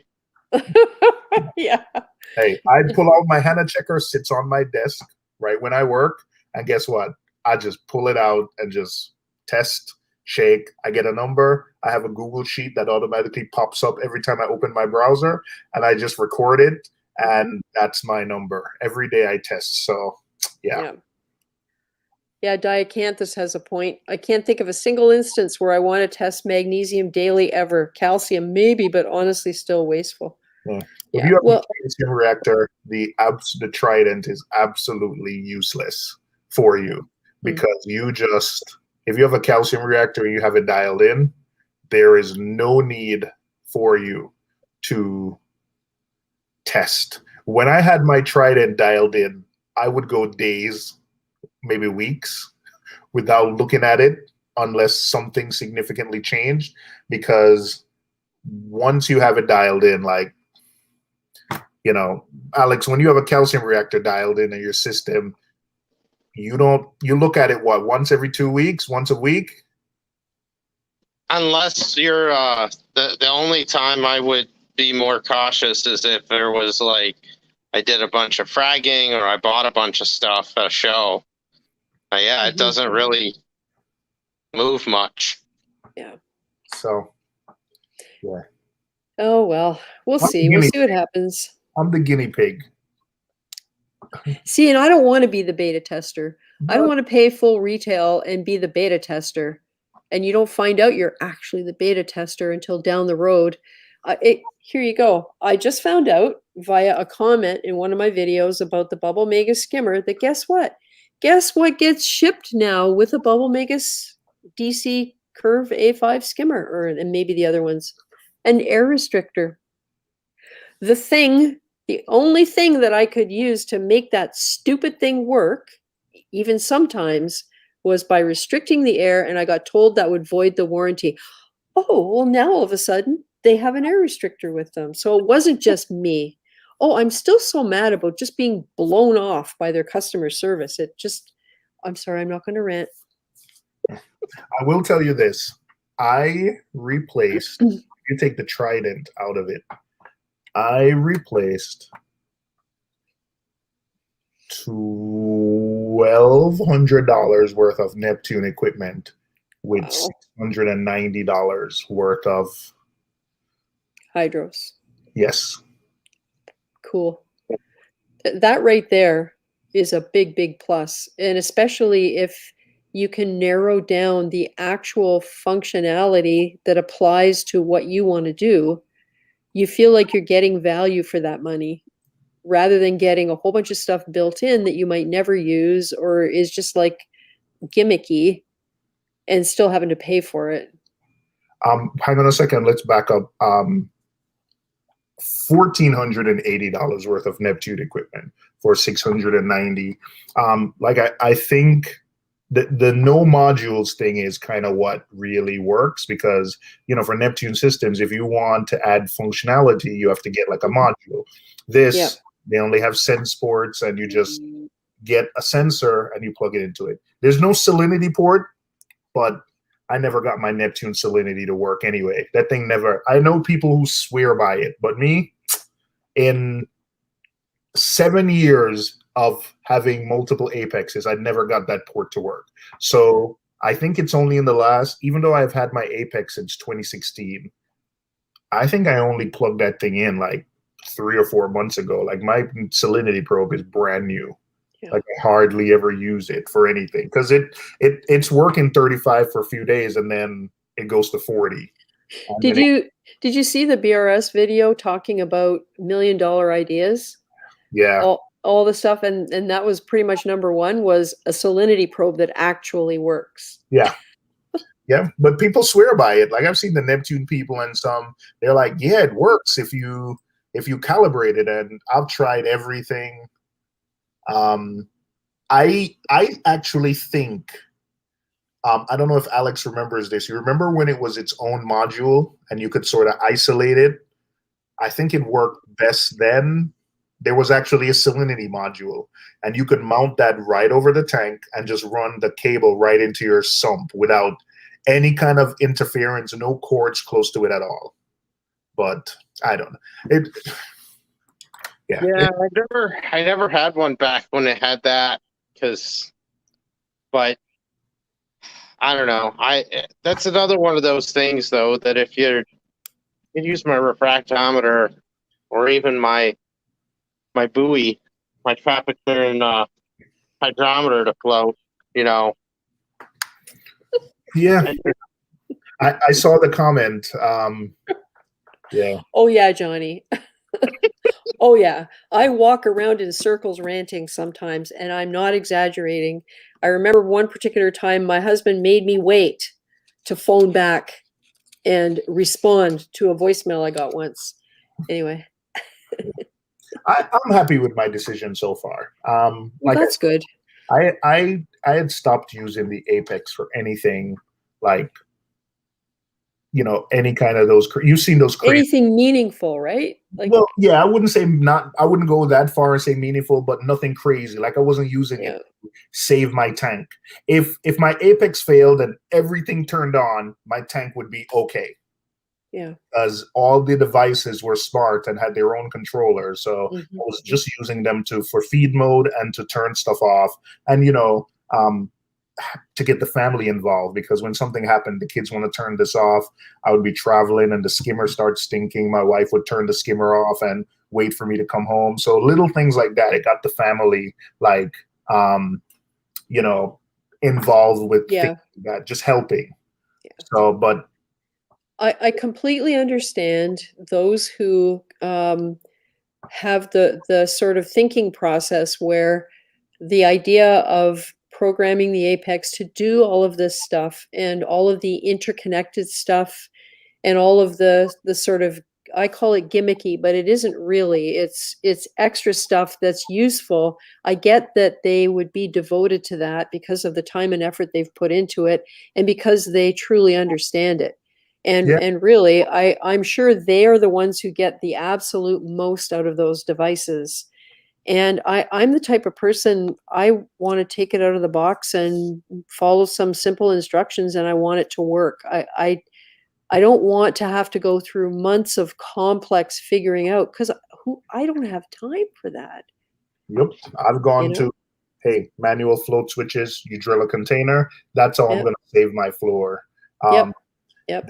There's probably one thing, though, that I think maybe you and Alex will like about the Hydros is it has these rope leak detectors. Oh, right. And you can Huh? and then you can daisy chain them together. So, Alex would only need one 600 feet long. Is that what you just said? Well, so I have experience with rope leak detection in my professional career, and I'd be interested to know if you dump one drop of water on that thing, oh, does it go off immediately? I've seen Carlos from Coral View do demonstrations, and he dropped some water on it, and I think it did. So, but don't hold me to that. I'm thinking yes, but I like the fact that I'm not doing. They do have point leak detectors if that's what you want, like the Neptune Systems one, where you Oh can. no, ropes aren't bad. No, but I like. I just think it'd be real sensitive for some in some cases. Yeah, but you do want. But you do want. I'm intrigued by it. Just put it behind my tank and just know when, even if it's one drop, I think I want to know. Because, like, hey, did a fish jump out and fall on it? Or is there a slow leak? Yeah. I think I'd want to know. But I think I like the rope leak detector. I think that, and the fact that you can daisy chain a bunch of them together. So you can get 3 or 4 and screw them into one another. So if you, like me, a 4-foot tank, I'd probably get a couple just to line the wall behind the tank, just so if anything's a bulkhead is leaking, I just put a $10 leak puppy at the low point. Yep. And boy, oh boy, the noise that it makes is piercing and goes through the whole. It doesn't give you any kind of an alert, but you would hear it if you were home. $10. Work today. I got one from. Remember my aquarium box? Mike from Mass had it. Yep. Today, my mother-in-law came over, and I was in the bedroom sleeping, and my wife knocked on the door, and something is making a terrible noise in the kitchen. So as it turns out, there was, I don't know if it's just condensation, because I have my RO system under my kitchen sink, and then I put plastic underneath it. So I don't know what it was. I haven't figured it out yet. But that thing was making a lot of noise, and there was water on the plastic, and it wasn't that much water, but it was making like a I'm gonna call it a ear-piercing, terrible noise. Yeah, it senses film, water film. It doesn't even have to have much depth to it. It will sense the film of water on the counter. So no puddles needed. It'll let you know. Yeah. And Johnny Martinez says, thanks for your remarks about the hydros. I'm looking into it. So cool. I think it's a worthy.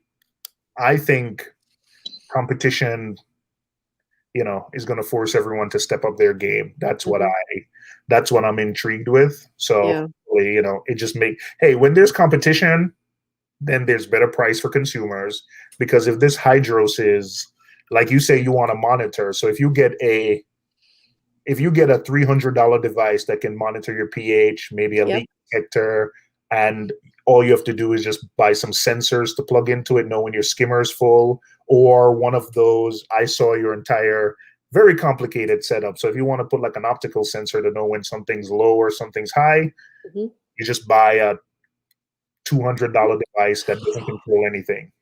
Yeah. Here's my optical sensor. Yeah, but if you're not there, the red bar. Yeah. Oh yeah, I saw that. But you have that option. You won't use it to turn anything off, but it'll send a text message to your phone. Yep. So I can see the value in that, because let's face it, I would probably never really go away for a week without having someone checking daily on the reef who knew what they were doing, right? So, yeah. That is true. But I'm loving it so far. I'm loving the wireless aspect, which I thought would make me nervous. Yeah. And Marcus Aurelius says, I still like your buddy's Arduino. You can do tons with those. Yeah, that was Broke Reefman 45, I think, who had the Arduino programming for his lighting from way back, maybe a couple months ago. He was on here. Paul, I think his name is. I do remember that. Yeah. Reef Spy was working on something. Uh-huh. I ended up, I don't know if I told you this, Alex, but right before Vertex went out of business, they did give me like one of their new controllers. The software wasn't great, but the hardware was really good. I think I remember you telling me about that. Yeah, well, I gave ReefGrrl the hardware, so I'm hoping he figured out a way to add some kind of software to it, which makes it half usable. Because the plug bar was like, that thing was solid. That thing had all the UL certification, everything you needed. The controller itself seemed very well built. It's just that I think they were using Android, and it was such an old version of Android. It was really slow. It was like booting up a Windows 95 computer. That's how. Ouch. Yeah. Wow. Oh boy. I know. Well, I'm sorry. Well, I got a cut for the night. So yep. I was just looking at the time, and this has been so fascinating as usual. And Or it's you got 11. a queer with controller talk. Yeah. No, I'm interested in it. I really am, because like I said, the other day, listening to ReefGrrl made me clarified it for me that really it isn't a controller per se. I mean, we've talked about this before. It's monitoring. I want something that will test for me. I will spend money on that because it has really high value for me in terms of time saved, effort saved, getting results quickly when you need them. Yeah. So, and then a monitor so that you have a sense of certain important elements that you might care about, which I don't know yet till I get a calcium reactor up and running. Aaron Schaffer. Oh, I'm True Skills 710. Okay. Gotcha now. Gotcha. Well then. All right. I'm going to get Alex to get a hydro. So you might be able to do that at some point. I'll have to give you a text or a call the next week or so. all right. He needs the beta testing Hydro 16. Yeah. Maybe. Yeah. All right. Well, I got to get out of here. All right, guys see have you, a good Alex. weekend. I'll talk to you later. Bye. Thanks for coming by. Good night. Yeah, I think I'm gonna call it a night. Oh, and as always, it's great talking to you. And hopefully, you can come by again and we'll discuss more, because I am seriously looking into this Aquaspin to the point where I actually filled in their form to set up an account as an individual hobbyist there. And You know this, but Greg also has one for his club. So if you're looking for questions for someone, okay, no, I did not know that. you know what? I don't know if I should have said that publicly, but in any way, Yep. hit him up on Instagram and ask him questions about the Aquaspin. He has hands-on experience with it, so he can give you the lowdown. Nice, thanks. I've only seen it in action, but I know a lot of customers. It's sort of like a confirmation if you have issues. It's sort of like they come in and get an ICP test, but they can also use that to get like, an immediate like, hey, just to make sure everything I'm seeing at home is the same. That's and right. People use it. I've been to the LFS many times where people use it. So it's.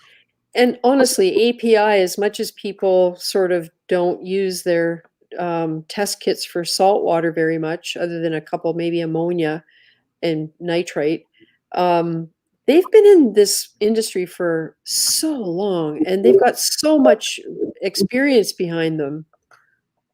Yeah, I agree. Oh, hey, Sheem Ka, you're here just in time for us to leave. Unfortunately. If you hear some noise behind me, that's my trident bugging out again. So. Oh, jeepers! You better go give it a pat on the head. It's all right. It's all right. I'm not depending on it for anything, so let it keep. Yeah. Yeah. All right. Cool. Well, maybe some international global stream day when it's Sunday afternoon and you have some time, we can talk more about this stuff. All right. I'm always listening. It's just that, I don't always have time to jump on, but I'm always listening. But it's always fun. Yeah, good. For me too. All right. I'll turn you into a Hydros user yet. Don't worry about it. You just might, because the simplicity of it really appeals to me. I did look at it. I went on the website and read all the stuff I could find. All right. So, Maybe I'll see if I can do a video or something. oh, Oh gosh, your face just. that would be good. You know, someone came into the LFS today and said, "Hey, you're reefing with O, aren't you? You haven't done a video in a while." And he just walked away, and I was like, "Damn, that hit home." And your look on your face just now was like, "Oh, Yep. wait." I'd have to come look for it though, because for whatever reason, I can't seem to get YouTube to email me notifications when I ask for them.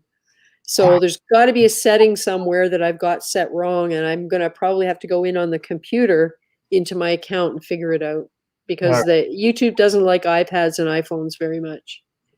All right. So, Always. all right. Cool. You have a good night. You too, and thanks again, Oral. It's been great talking to you, and I appreciate the time. All right. Bye, everyone. Cool. Bye. Okay, so I guess this will be it for this week. Wow, another 3.5 hours. It's great though, because I learned so much from you guys, and I love reading the chat and all of the stuff I was reading as you guys were discussing all the various things. So thanks for that. It's well worthwhile. And if you're watching the replay, thanks for hanging around to the end. And yeah, so good night, everybody. Take care of yourselves and stay safe.